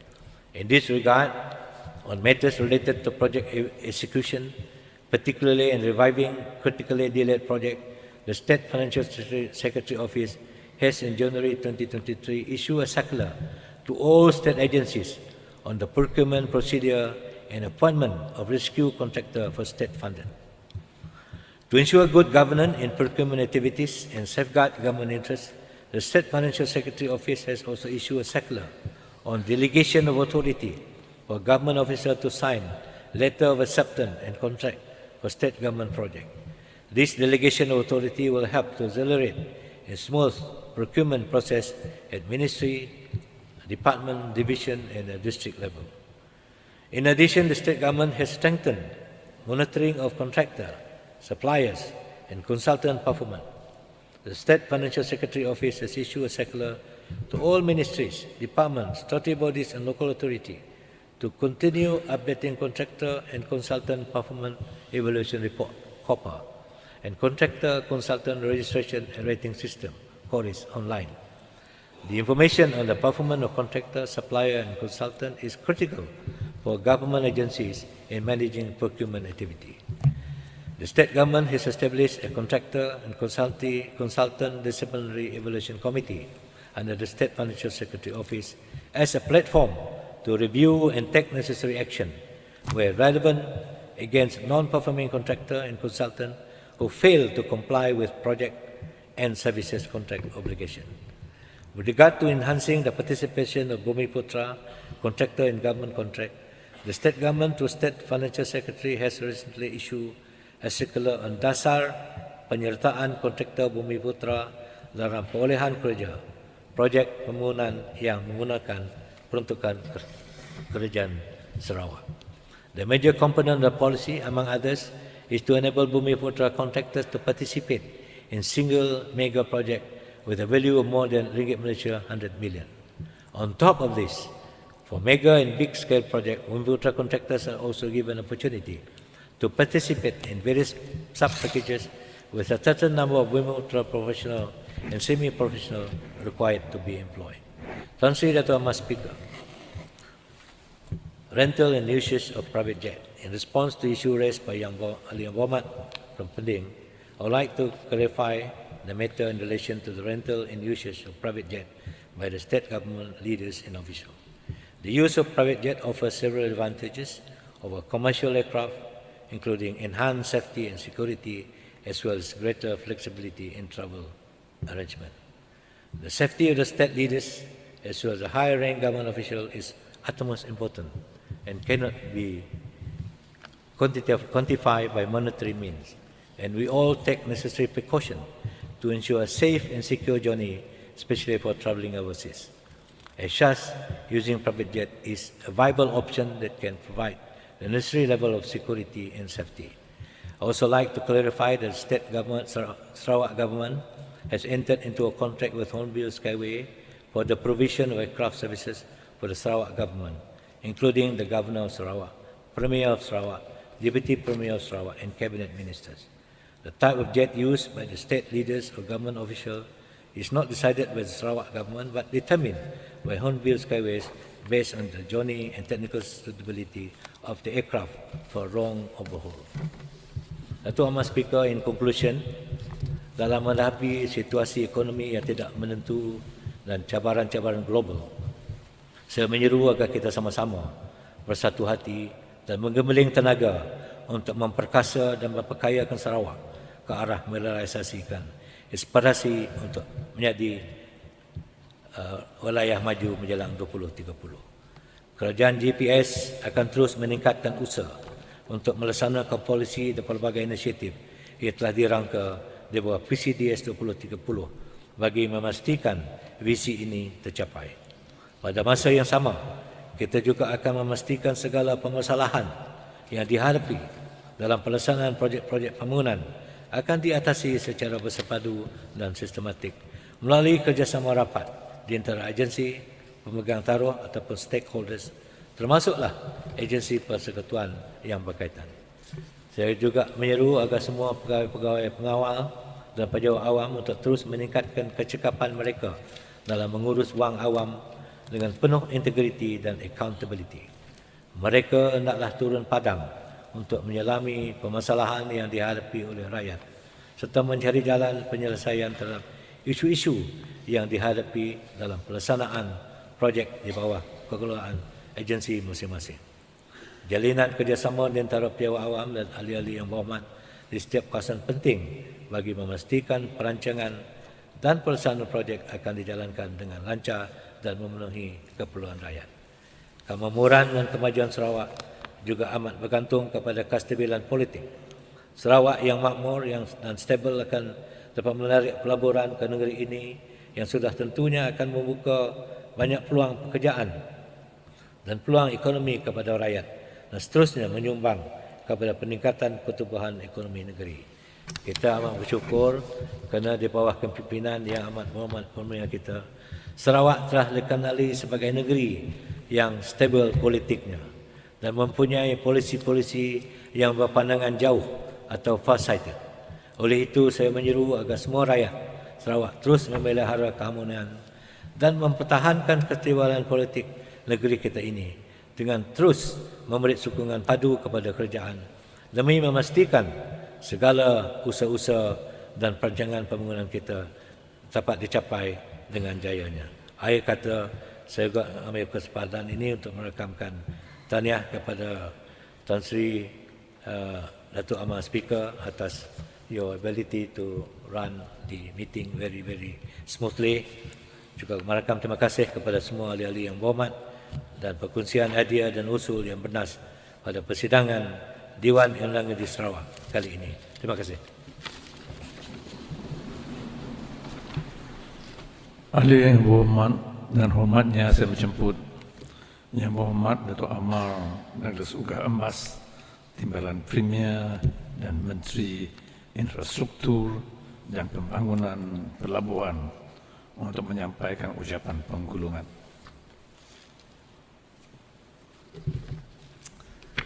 Thank you, Speaker. I thought you were hungry. Do you want adjournment? No, I continue. You want to proceed? Yes. Okay. Terima kasih Tan Sri Datuk Amar Speaker. Jubli Intan Sarawak Merdeka, keharmonian rakyat sesuatu nikmat. Pengulungan MIPD rapi dirangka, kesejahteraan rakyat jadi matlamat. Tan Sri Datuk Amar Speaker, first I would like to express my utmost appreciation to Tuan Yang Utama Yang di-Pertua Negeri Sarawak, Tuan Pihin Sri Abdul Taib Mahmud for officiating the first meeting of second session of 19th State Legislative Assembly on the 15th May 2023. In His Excellency's speech, Tuan Yang Utama has expressed his confidence in the unity government under the leadership of Right Honourable Datuk Sri Anwar bin Ibrahim. His Excellency believes that the issues about Sarawak right as enshrined in the Malaysian Agreement 1963, MB63, the Intergovernmental Committee report, Sarawak Constitution, and the Federal Constitution can be resolved in timely and impeccable manner. Therefore, we shall take heed of His Excellency's advice and direction as we discharge our duties and responsibilities to serve the riot and transform Sarawak into becoming a developed region by 2030. JKR Sarawak as Technical Department. Tan Sri Datuk Amar Speaker, I would like to record my appreciation to Putrajaya for recognizing Jabatan Kerja Raya Sarawak and Department of Irrigation and Drainage Sarawak as a technical department under arahan pembenaran 812, a subject that has been persistently raised by our GPS government under MB63. This recognition gives autonomy to Sarawak Technical Department to implement federal project in Sarawak valued at Ringgit Malaysia 50 million and below. On the basis of that decision, under this authority, Sarawak has received a list of 92 projects under Rolling Plan 3, valued at a total of Ringgit Malaysia 1.09 billion from the federal government. The devolution of decision-making power will allow the implementation of various development projects in Sarawak to be implemented expeditiously. Therefore, it is imperative for all of us to work hard to ensure this project entrusted to us be completed and delivered on schedule, if not earlier. Performance of development allocation. Please allow me to update this August House on the performance of development expenditure under my ministry. This year, a total sum of Ringgit Malaysia 795.71 million is approved for the implementation of land, riverine infrastructure, government and public building. As of April 2023, Ringgit Malaysia 93.77 million or 12% of this amount has been authorized. In addition, the Sarawak government is expected to authorize Ringgit Malaysia 2.2 billion this year from alternative funding for the various programs such as Coastal Road, Second Trunk Road, Integrated Regional Samarahan Development Agencies, Sriaman Development Agencies, and other agencies. Greater effort with close monitoring on the part of implementation agency will ensure the 12 Malaysia Plan project with approved budget allocation are being implemented on schedule. We anticipate that further improvement of fiscal performance on ongoing project, we will succeed in implementing utilizing this year budget allocation. Tan Sri Dato' Ahmad Speaker, Sarawak Infrastructure Development. Tan Sri Dato' Ahmad Speaker, infrastructure development is crucial, especially when it comes to shaping the progress and prosperity of a nation and region. Whether it is road, bridges, building, wharf, airport, or port, infrastructure lays the foundation for sustainable economic and social growth that will improve the livelihood of the rakyat. Basic infrastructure, one of the key enablers under the post-COVID Development Strategy 2030, play a crucial role, particularly in developing of rural areas. Over the years, greater effort has been made by GPS government to intensify the improvement of road infrastructure, enhancing rural connectivity. Our commitment to improve accessibility is not merely a rhetoric, but is evident through the massive rollout of numerous road projects as follows. 1. Coastal Road Network, valued at Ringgit Malaysia 4 billion. 2. Second Trunk Road, valued at Ringgit Malaysia 4.6 billion. 3. Project Layat, valued at Ringgit Malaysia 9.06 billion. And all projects under various regional agencies, each allocated Ringgit Malaysia 1.5 billion for infrastructure development. And that is an evidence that JPS government are carrying out all its promise, bukan idea saja. Tan Sri Dato' Ahmad Speaker, allow me to update the August House on the various ongoing state-funded projects. We emphasize the state-funded project so that rakyat tahu peruntukan itu adalah kerja dari Sarawak. Coastal Road Network. For the information of this August House, all the 13 packages with a contract value of Ringgit Malaysia 4 billion under this Coastal Road Network has been awarded. Myself and my deputies have visited all the 13. 11 packages are at various stages of construction and are expected to complete from early as the second quarter of 2024 or the fourth quarter of 2025, and the other two are in the process of appointing rescue contractor. As for rehabilitation work on existing coastal road, 11 out of 29 packages has been completed as compared to 8 reported in the previous June. The 3 additional packages that has been completed are Sadung Jaya Sungai Buloh Road, 8.18 km, valued at Ringgit Malaysia 9.3 million. Sebangan Sebuyau Road, length 18.5 km, worth Ringgit Malaysia 14.8 billion. And Pusak Sesang Road, 26.6 km, worth Ringgit Malaysia 10.8 million. Second Trunk Road. The second Trunk Road consists of 17 projects, where 6 projects are at various stages of construction. All the following projects at total cost of 1.9 billion scheduled for completion from as early as the third quarter of 2024 to the second quarter of 2026. Namely, 1. Batang Lupar Bridge. Number 2. 2. Batang Seribas to Roban Interchange Road. 3. Sibuyao Lingga Bridge. 4. Sibuyao Bridge. 5. Batang Lupa Bridge number 2. And 6. Batang Lupa to Betong Interchange Road. The remaining 11 projects are at various stages of implementation, with 4 at the tender stage and 7 at design stage. Project Rakyat. San Sri Thomas Speaker, Project Rakyat, previously known as the Walkabout Project, was initiated by the Right Honourable Premier of Sarawak in 2017.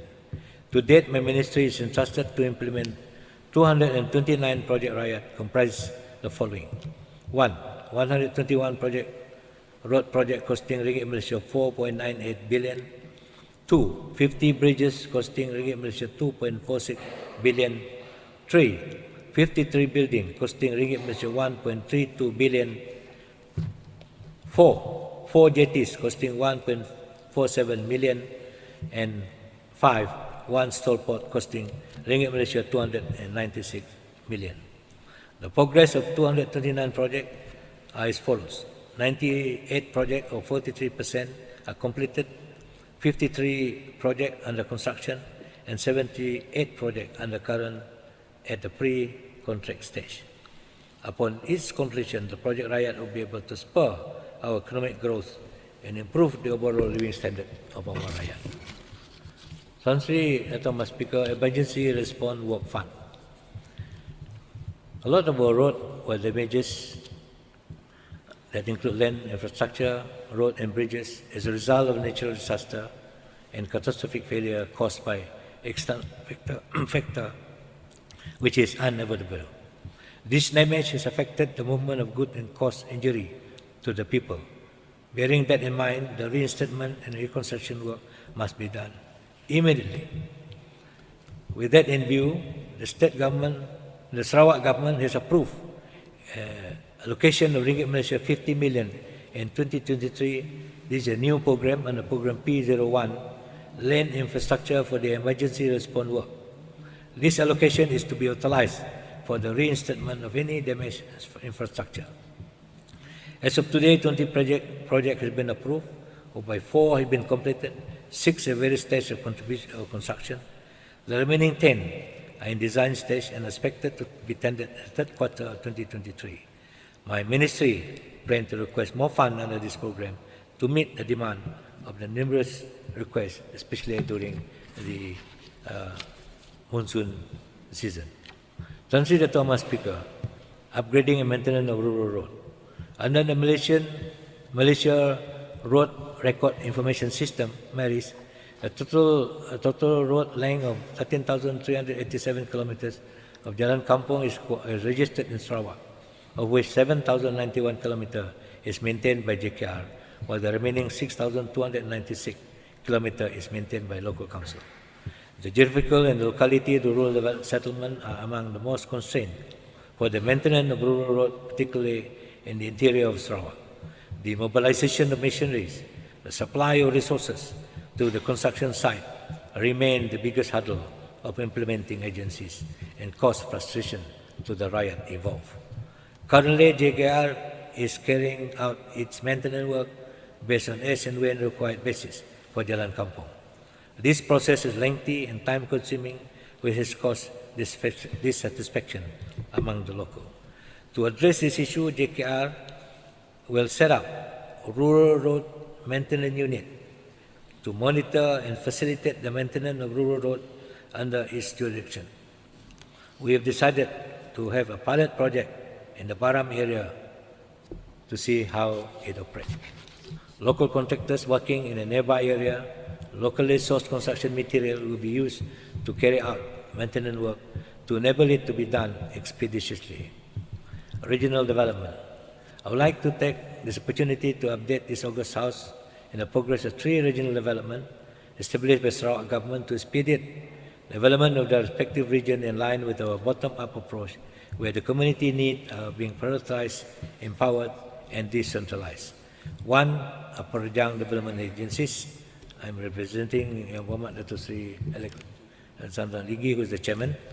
Two, Highland Development Agencies. I'm the chairman. And three, Watong Division Development Agencies. Also, I'm the chairman. Upper Rejang Development Agencies. The Upper Rejang Development Agencies is the first agency established in 2017 to regulate the development in Upper Rejang Basin, which encompasses several districts with a total area of 41,186.5 square kilometers. The Sarawak government has allocated 1.5 billion to URDA, carry out 43 projects, 27 road projects, 11 water supply, 3 master plan studies, and 2 buildings. To date, 6 projects has been completed, 33 are under construction, and the remaining 4 are expected to be implemented in the third quarter of 2023. Through the development of infrastructure such as road, bridges, and water supply projects, URDA aims to improve living standards and boost economic growth in the Upper Rejang area. For the information of this August House, Recorder, Regional Corridor Development Agencies, University of Malaysia, IDMAS, have collaborated to develop Socio-Economic Plan 2022-2026 for URDA, and this plan provides a comprehensive framework for socio-economic development, identifying growth area and investment opportunity. A lab was conducted by URDA, ACDP, on the 28th to 30th March 2022, involving elected representatives, government officials, and community leaders. Through the lab, Recorder has identified community need, developed program and project, and established appropriate mechanism and business model. Highland Development Agencies was established in 2017 also to spearhead planning and development in the Highland of Baram, covering in the Highland of Baram. The Sarawak government has allocated also Ringgit Malaysia 1.5 billion to undertake 50 infrastructure projects, comprises of 29 road and bridges, 19 water supply, and 2 electricity supply. To date, 8 projects has been completed, 40 are under various stages of implementation, and remaining 2 are to be implemented in the third quarter of 2022. In addition, the proposed project linking Miri, Murudi, Mulu, and Long Panai, Long Lama comprises 160.5 kilometers, single carriageway, 9 bridges, 13 minor bridges, and 1 passenger jetty terminal has been submitted for consideration under the Third Malaysia Plan. I would like to reiterate the importance of rural development through URDA and HDA. We can improve the connectivity and living standard of the people. The newly established BDA, which is under my chairmanship, is Betong Division Development Agencies. Plan the development including funding for program also 1.5 billion. We have proactively responsible for managing development projects under BDDA to achieve development objectives. Plan concrete. Sum of 1.5 billion have been allocated to implement infrastructure and economic development projects in the Betong Division, which covers constituency of Layar, Bukit Saban, Kerian, Kelakar, Saribas, Weting Barol, Kabong, and part of Lingga. Consider, Mr. Speaker, to date 83 projects under Phase 1 amounting to Ringgit 740 million has been submitted for approval. These include 145 infrastructure development, 16 social development, 17 agriculture, 2 tourism, and 3 industry, commercial business entrepreneurship. With the completion of this project, it is our aspiration that the community in Betong Division will experience and witness sufficient change in socio-economic landscape from accelerative and transformative issues developed in BBTA. Consider, Mr. Speaker, I would like to update this August House on various ongoing federal funded projects. 1. Pen Borneo, 2. Trans Borneo Highway, 3. Sabah Sabah Link Road, 4. Link Road 1, 4. Sarawak Sabah Link Road 2. The construction of 486 km Pen Borneo Highway is one of the mega infrastructure projects in Sarawak. This project has been divided into 22 sections of 11 work packages in order to meet the target delivery timeline. I am pleased to inform this August House that as of April 2023, the overall progress of completion is 94%, As recorded, 11 sections has been fully completed as compared to 7 sections reported during the last June. The 4 additional sections that is completed are Kuching Serian Road Interchange, Bantuk 41 km, Betong 34 km, and Bakun 42 km.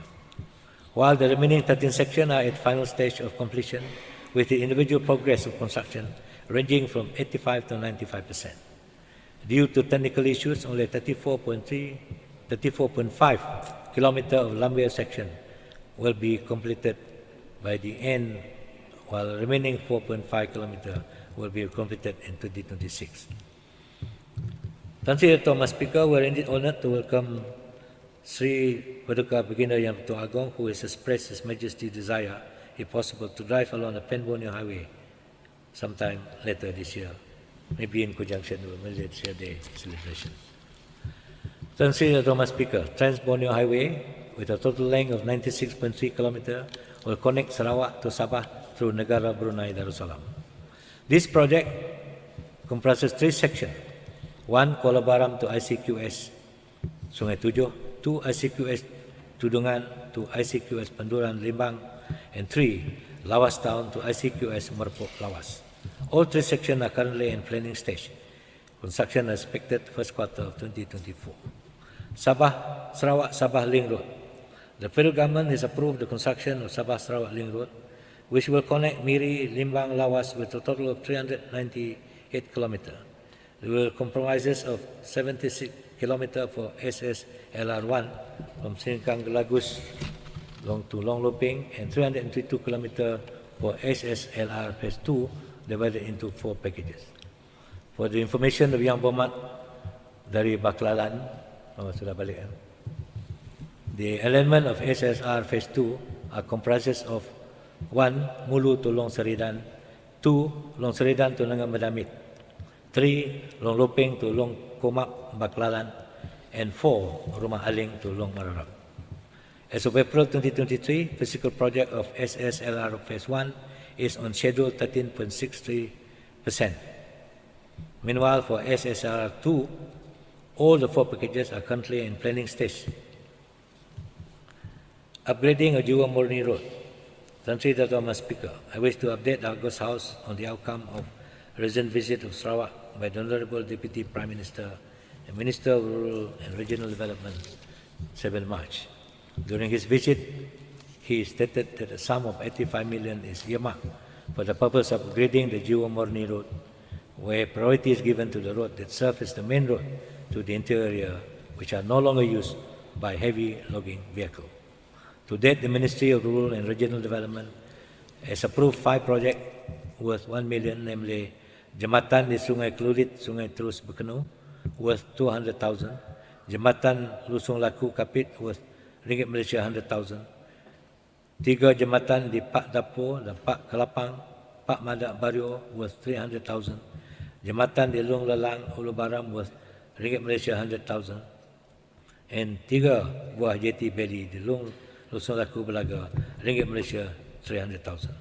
While these 4 projects worth 374.5 million will be submitted under the rolling plan for consideration. Critically delayed project. Tan Sri Dato' Ahmad Speaker, the construction industry play a vital role in our economic advancement and progress. Without a doubt, the construction sector continue to face the repercussion of COVID-19, lead to poor performance by contractor in delayed project. In June 2022, 98 critical project delays were recorded. For the information of this August House, critical project delayed are those with a delay by physically 20% or delay by 60 days for project which is supposed to complete in 24 months, and delay in 100 days per project with construction period of more than 24 months. My ministry and JKR are committed to address the aftermath of this construction industry. On 8 February, my ministry, together with the State Financial Secretary Office, JKR Sarawak and CIDB Sarawak, had jointly organized engagement session on the new initiative to enhance Sarawak construction industry with all the relevant stakeholders. The Sarawak government initiative was disseminated during the engagement session to resolve issues and challenges the industrial player have on the ground. Among the initiatives are incorporation of advance payment into Sarawak work contract up to ringgit Malaysia 10 million for the main contractor and 5 million for nominated subcontractor. 2. Lower minimum payment amount of ringgit Malaysia 1,000 for all work contract to enable facilitate consistent monthly interim payment. 3. Facilitation of 3 interim payment without contract document up to 3 payment to be made in the first 4 months of the contract prior to the signing of the contract document. Introducing of a new formula of calculation of liquidated and the settlement damage rate which result in lower LED rate imposed for all road projects. Provision of variation of price in government work contract. Extension of time granted for projects affected by the epidemic with a progress of at least 60%. Optional mutual termination is extended accordingly to contractors subject to prevailing criteria imposed. By adopting this initiative, my ministry together with JKR Sarawak will ensure that the implementation of infrastructure development project will be on track. As at April 2023, the number of critical area projects has been drastically reduced from 98 to 34, where 20 of these projects are from federal projects, 14 state projects. My ministry and JKR are actively monitoring the progress of critically delayed projects. Evaluation, prevention measure will be taken. The license before decision for determination. The license for determinated contractor will be suspended for the period of 3 years, whereas the board of directors or shareholder will be blacklisted for a minimum period of 3 years to maximum period of 5 years, depending on level of your business. Dato' Ahmad Speaker, port development. To enhance the efficiency and capacity of our port, Sarawak government has approved 9 projects in 12 Malaysia Plan. 3 projects have been completed, while 6 projects are currently under various stages of implementation. The completed projects are aid to navigation for Tanjung Manis, upgrading of Tanjung Pok Lighthouse, and upgrading of Tanjung Datuk Lighthouse, and 6 projects are at various stages of implementation. 1. Vessel traffic management system for Sungai Sarawak. 2. Senari free zone feasibility study. 3. Mary Port Authority Master Plan Study Phase 1. 4. Vehicle yard and associate facilities at Senari Port Kuching. 5. Supply, installation and commission of 2 key cranes for Senari Port Kuching. And 6. Dredging and associate work at Kuala Baram across Mary. The Senari Port Zone feasibility study is expected to be completed by year end. As for the vehicle yard and associate facilities, it is projected to be completed by quarter 2025. On supply, installation and commission of 2 key cranes for Senari Port, I am pleased to inform that the cranes are currently under fabrication in China, while the delivery commission is expected in the first quarter of 2024. In addition, Mary Port embarked on the dredging of Kuala Baram access channel costing, Mary Port will embark costing ringgit Malaysia 238 million. This project covers the dredging of Kuala Baram across channel to the depth of 5 meters below chart datum and include the construction of 6 kilometer training bank. This project will be tendered in the fourth quarter of 2023, expected to be completed in 36 months. Tuan Sri Dato' Amar Speaker, establishment of Sarawak Port Authority. The current state port authority, which are Kuching, Raja, Miri, Tanjung Manis, and Semlaju, will be undergoing a restructuring exercise to ensure a smooth transition into the new entity known as Sarawak Port Authority. The government will set up a central port authority for Sarawak, or Sarawak Port Authority. The function is to regulate, streamline, and coordinate the management, operation, planning, and development of all the ports to ensure that each of the ports play its niche role in promoting trade and business.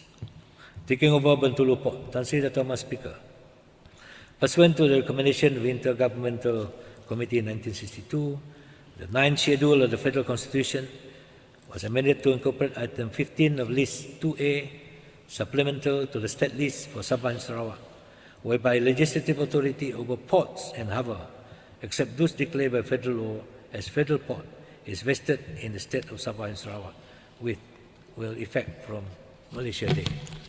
With the impending reorganization of the state port, which will come under single authority, the state port authority, Bintulu Port, should be one of the cluster of the state port, or must be the cluster of one state port, whose future development and growth will be harmonized and streamlined with the other port in Sarawak. It is within Sarawak interest that Bintulu Port be defederalized and regulated under our jurisdiction. In this respect, Sarawak government has registered its interest in taking over Bintulu Port from Putrajaya. At present, negotiations between Sarawak and federal government are ongoing, and this subject matter is to be pursued under MA63 agenda. The port performance. Tuan Sri Dato' Amar Speaker, as the world economy recovers from COVID-19 pandemic, Sarawak has experienced an overall increase in cargo handled at the state port for 2022. Sarawak State Port registered a total throughput of 22.95 million tonne in 2022, a respectable increase of 11.4% as compared to 20.61 million tonne handled the previous years. Kuching Port handled 9.87 million tonne in 2022, increased by 11% to 8.89 million tonne. Rajang Port registered 1.4 million tonne, increase of 5.7 million tonne. Semelaju Port, which is operated by the approved port operator, handled 6.7 million tonne, healthy increase of 26.3% from 5.33 million tonne in 2022. Meanwhile, Mary Port recorded 6.3% increase in its cargo throughput of 3.21 million tonne as compared to 3.0 million tonne in the previous year. As for Tanjung Manis, is still experiencing a decrease of 15.8% in cargo handle from 1.96 million tonne to 2021 to 1.65 million tonne in 2022. Decrease is mainly attributed to the market forces whereby the shipping line prefer to call directly to Rajang Port for Cebu-bound cargo. The overall increase in cargo throughput is an indicator that we are on the right path of economic recovery and growth toward becoming a developed region. Tuan Sri Dato' Amar Speaker, allow me to cover areas under my purview. First, unit for other religion. I wish to inform this August House that the Sarawak government is committed to strengthen its policy of inclusivity and has increased, Premier has increased the allocation to UNIFOR to 100 million. A sum of 80 million, an increase of 30 million from the previous year for the construction, repair and upgrading of house of worship. The allocation to allow mission school to upkeep the building and ground have been increased from 15 million to 20 million in 2023. House of worship and mission school are urged to use the fund assistance wisely. The Tuan Sri Dato' Amar Speaker, UNIFOR Complex Building, Yang Amat Berhormat Premier has approved 80 million for UNIFOR Complex Building. With its innovative architectural design, symbolize a divine gift of unity among the multi-religious communities in Sarawak. As of 30th April 2023, the actual construction work progress is very encouraging at 22.6%, which is ahead of schedule, and therefore we are very confident that it will be completed in July 2024. I'd like to urge people of various race and religion in Sarawak to strengthen their tolerance, acceptance, and mutual respect for each other. It is only through living in peace and harmony that we can effectively pursue our development goal. State Disaster Management Committee, izinkan saya memaklumkan kepada Dewan Yang Mulia ini tentang bantuan yang telah disalurkan kepada mangsa banjir dan mangsa kebakaran yang diselaraskan oleh Jawatankuasa Pengurusan Bencana Negeri. Bagi monsun Timur Laut dimula pada 7 November 2023 dan tamat pada 23 Mac 2023. Musim monsun Timur Laut 2022-2023 ini telah mengakibatkan banjir di beberapa bahagian di Sarawak. Sebanyak 46 pusat pembinaan sementara telah dibuka sepanjang musim monsun Timur Laut bagi penempatan mangsa yang terjejas. Dalam pada itu, bantuan segera dengan jumlah peruntukan sebanyak RM RM311,450 telah diberikan kepada 2,381 keluarga terjejas oleh Jabatan Kebajikan Masyarakat Negeri. Bantuan tersebut merangkumi makanan bagi mangsa yang berpindah dan yang tidak berpindah, bantuan peralatan tidur, tilam, bantal, selimut atau kain pelikat untuk mangsa yang berada di pusat pembinaan sementara.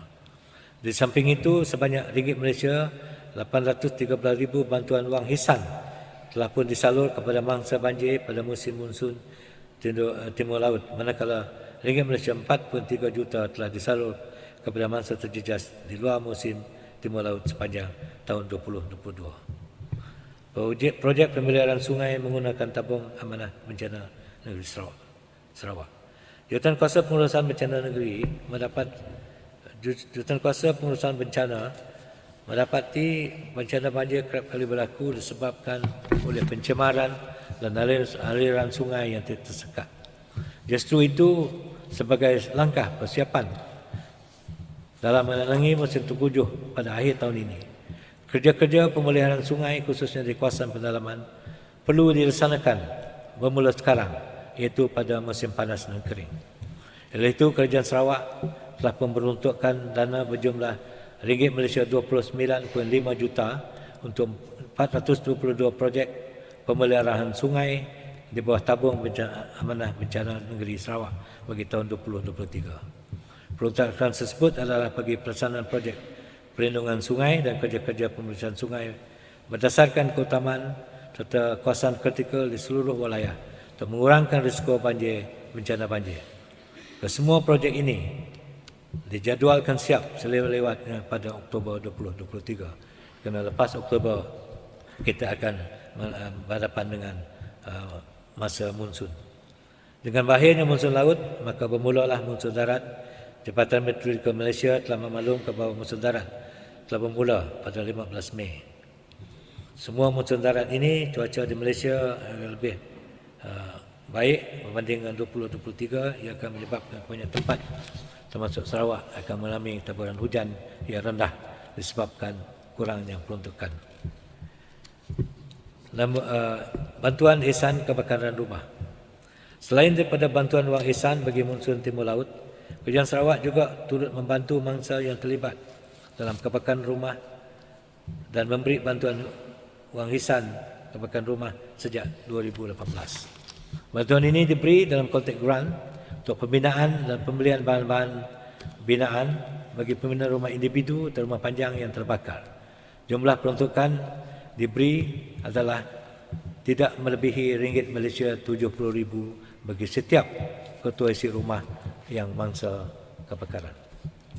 Sejak tahun 2018, sebanyak 232 projek telah diluluskan dengan peruntukan berjumlah ringgit Malaysia 89.4 juta. Daripada 232 projek, 132 projek telah pun siap, manakala satu projek masih dalam pelaksanaan. Yang Berhormat Tan Sri Dato' Ahmad Speaker, isu-isu raised by ahli-ahli yang berhormat. First, I would like to record our appreciation to ahli-ahli yang berhormat for your concern, active participation, constructive comment, and issue raised under my purview. Rest assured, they are and will be attended to in appropriate and prompt manner. With that, allow me to respond to some of the concerns. For the information of ahli yang berhormat, for report and Sembunjan, the installation of street lighting along Jalan Kuang Miminah dan Kampung Saging dan Kampung Kelakar is approved under the 12th Malaysia Plan and currently at planning stage. For the information of ahli yang berhormat from Telian, projek cadangan bina baru dan mendaga komersial Mukah has been approved under the Rajang Delta Development Agencies, is currently at planning stage. For the information of ahli yang berhormat for Batu Danau, cadangan membina Jalan Ulu Tubai menuju ke Metawang Gunung Buddha is currently in the process of termination by the employer. It is a SIG project. The remaining work will be tendered by the end of the year. For the information of ahli yang berhormat for Macan, the current status of proposed new road to Nanga Germai, Kanawit is ahead of schedule. For the information of ahli yang berhormat for Ngemah, the proposal to extend the ferry ramp at Sedaya is expected to commence construction by the fourth quarter of 2023. For the information of Ali Yang Berhormat for Kabong, the proposed Kabong District Office has been approved and expected to be tendered by the fourth quarter of 2023. For the information of Yang Berhormat for Pujut, the road from Mulu to Limbang, which forms part of Sarawak-Sabah link, is currently in planning stage and construction expected to commence the fourth quarter of 2023. For the information of Ali Yang Berhormat for Kelakar, the construction of Jalan Kupang and Simpang Jalan Bajau, the construction of the bridge across Sungai Kerian Seratok, and upgrading of road from Pagan Seratok ke Kampung Kapal expected to commence in the fourth quarter of 2023. For the information of Ali Yang Berhormat for Upar, Jambatan Selampit, Lunduk is currently under design stage and expected to be tendered in the fourth quarter of 2023. Meanwhile, Jalan Kedai Selampit, the project is approved and awaiting federal government decision on the procurement strategy.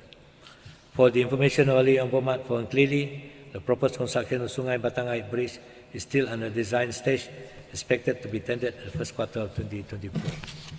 For information of Yang Berhormat dari Pelagus, the proposal of construction of 12 km from Rumah Juntan to Nangang Sungai Sud is still under design stage. For the information of Ali Yang Berhormat for Telian, the following roads are approved by the Ministry of Rural and Regional Development, and their status are as follows. 1. The proposal to construct road to Nangang Bawah, incorporated in the project Mabena Jalan SK Nangang Bawah, Bawah Hulu Muka. Its current status of construction is about 15%, a bit behind schedule. The proposal to upgrade Jalan Tingkas Sebakong is incorporated in the project Jalan Hulu Sikat Sebakong Fase 2. This project is approved under Ruling Plan 1 of the 12th Malaysia Plan and currently at planning stage. Tuan Sri Dato' Mas Speaker, on the various requests of street lighting, roundabout, road, bridges, U-turn, pedestrian crossing, flyover, underpass, road furniture by Ali Yang Berhormat for Tanjung Datuk, Kabong, Repok, Katibas, Balingan, Pendin, Nklili, Batu Danau, Telian, Tamin, Kerian, Bukit Asik, Macan, dan Pujut. JKR Sarawak will study all the proposal and will consider for the benefit of the rakyat. For the information Ali Berhormat for Repok, the maintenance of existing junction along Pen Borneo Highway is carried out by the respective contractor of the said packages. For the information of Ali Yang Berhormat from Telian, JKR Sarawak have restructured. For the information of Ali Yang Berhormat for Telian, JKR has restructured it on the 1st of January by reverting to its original setup. The function of JKR Regional Office will be merged with the Divisional Office, so we don't have any more Regional Office effective from 1st January 2023. Tuan Sri Dato' Mas Speaker, projek Jalan Kubur Sosok Baru dan Perkuburan Kristian. For information of Ali Yang Berhormat for Balingan, UNIFO provide fund assistance based on application received. Construction, repair and upgrade of houses of worship can be considered along construction, and repair of road to legal bureau site, provided there is well leave obtained. House of Worship may submit the application to UNIFO for assistance.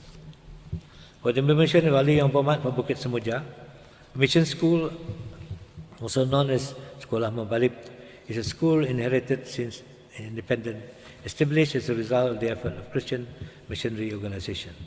This school consists of both categories, a government school and government-aided school. Fund allocated to UNIFO to missionary school in Sarawak are those registered with Federation of Christian Mission Schools Malaysia, known as Gabungan Sekolah-Sekolah Mabalib Christian Malaysia. In Federation of Christian Mission School Malaysia, for Sarawak, there are only 3 denominations, Anglican, Roman Catholic and Methodist. Therefore, school under the supervision of SDA domination of private school, they are not registered. The Federation of Christian Mission School Malaysia are found to not meet the criteria to be considered in the application for mission school funding for UNIFO. So my advice to Yang Berhormat Bukit Semuja is to make sure that this school SDA is registered under this Gabungan Sekolah-Sekolah Mabalib Christian Malaysia. For the information of Ali Yang Berhormat for Ketibas, Sarawak Government will continue to provide fund and assistance to House of Worship and Mission School Sarawak House of Worship. May submit the fund application to UNIFO for assistance. As of 17 May 2023, there are 3 projects that will be approved under Special Assistance Fund, which is stated below.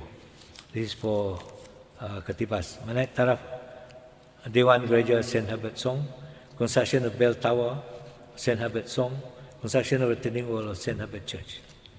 Gereja St. Francis Xavier Ke-8. For information value yang berhormat, Permacaan Unified Privilege receive fund application form from Gereja St. Xavier Ke-8 with the amount of 9.7 million. This application is under consideration. Tuan Sri Dr. Mas Speaker, Jabatan Ketua Masyarakat dan Ketua Kaum. Bagi isu yang dibangkitkan oleh Yang Berhormat bagi Batu Bintang, iaitu berhubung dengan cadangan untuk mewujudkan Jawatan Ketua Kaum bagi Taman Indah Landeh dan Taman Permai di Pedawan. Kerajaan telah menumbuhkan jatuh jawatankuasa untuk meneliti dan merangkap polisi bagi menentukan kriteria-kriteria asas bagi pengujudan Jabatan Ketua Masyarakat dan Ketua Kaum di kawasan taman-taman perumahan. Tumbulan yang berhormat bagi kawasan Batu Kitang, kerajaan akan melaksanakan satu kajian secara rintis di beberapa kawasan taman perumahan tertentu dalam beberapa daerah di seluruh Sarawak bertujuan untuk mengenal pasti keperluan dan kriteria asas bagi pengujudan jawatan berkenaan yang akan digunakan pakai di seluruh Sarawak.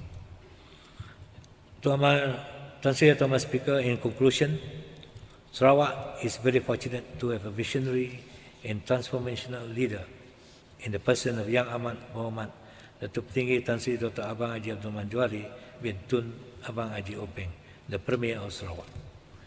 Despite the many challenges and constraints posed by political instability at the federal level in unprecedented global pandemic, Yang Amat Berhormat Premier persistently steers Sarawak forward by transforming Sarawak into an advanced region by 2030. Which will uplift the livelihood of Sarawakian. Today we can acknowledge Sarawak has successfully executed its development plan, including innovative initiation of digital economy and the development of sustainable green economy in Sarawak. Besides the rapid development of infrastructure and port, GPS government had achieved many milestones.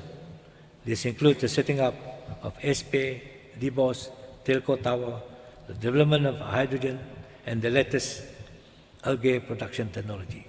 This is in line with Yang Amat Berhormat vision for Sarawak to succeed globally, so to be prepared for the global competitiveness and to be future ready. Yang Amat Berhormat Premier recognized that to achieve this lofty goal, Sarawak has had to be independently manage its own development plan, to secure efficient resources, to implement the required strategy in a timely manner. Thank you to Yang Amat Berhormat Premier, vision and wisdom. Sarawak was able to increase its revenue and stay forward and secure political stability and avoid the political turmoil yang berlaku di sebelah sana. Critic and cynic may have made fun of his Yang Amat Berhormat vision of mega or prestigious project to further develop Sarawak. I think they were jealous because they were threatened by the vision.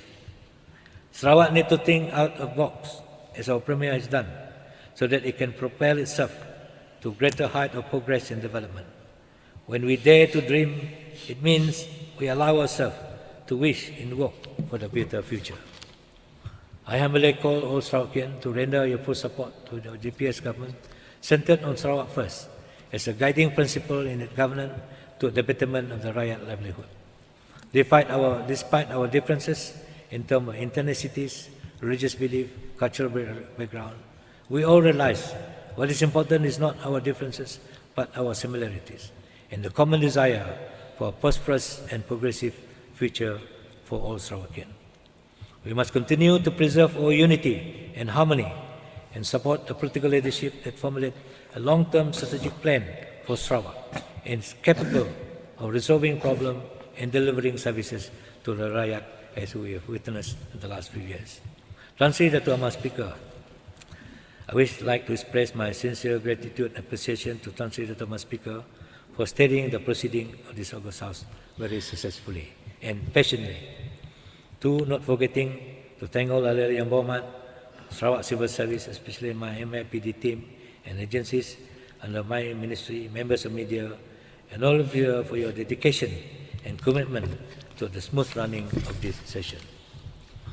We just recently celebrated Hari Raya Idul Fitri, and soon we will be celebrating Gawai Dayak the next few days. With this opportunity, I would like to wish all the Dayak Selamat Hari Gawai Dayak, Gayu Guru Geranya Mai Lantang Senang.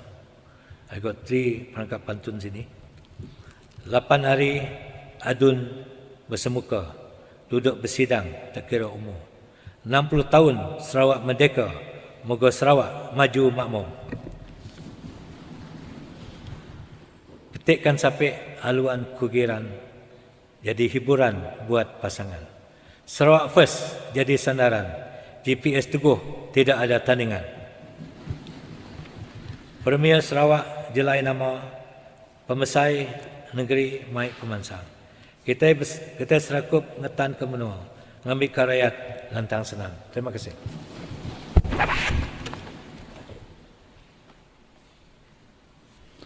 Ahli yang hormat, we have a break.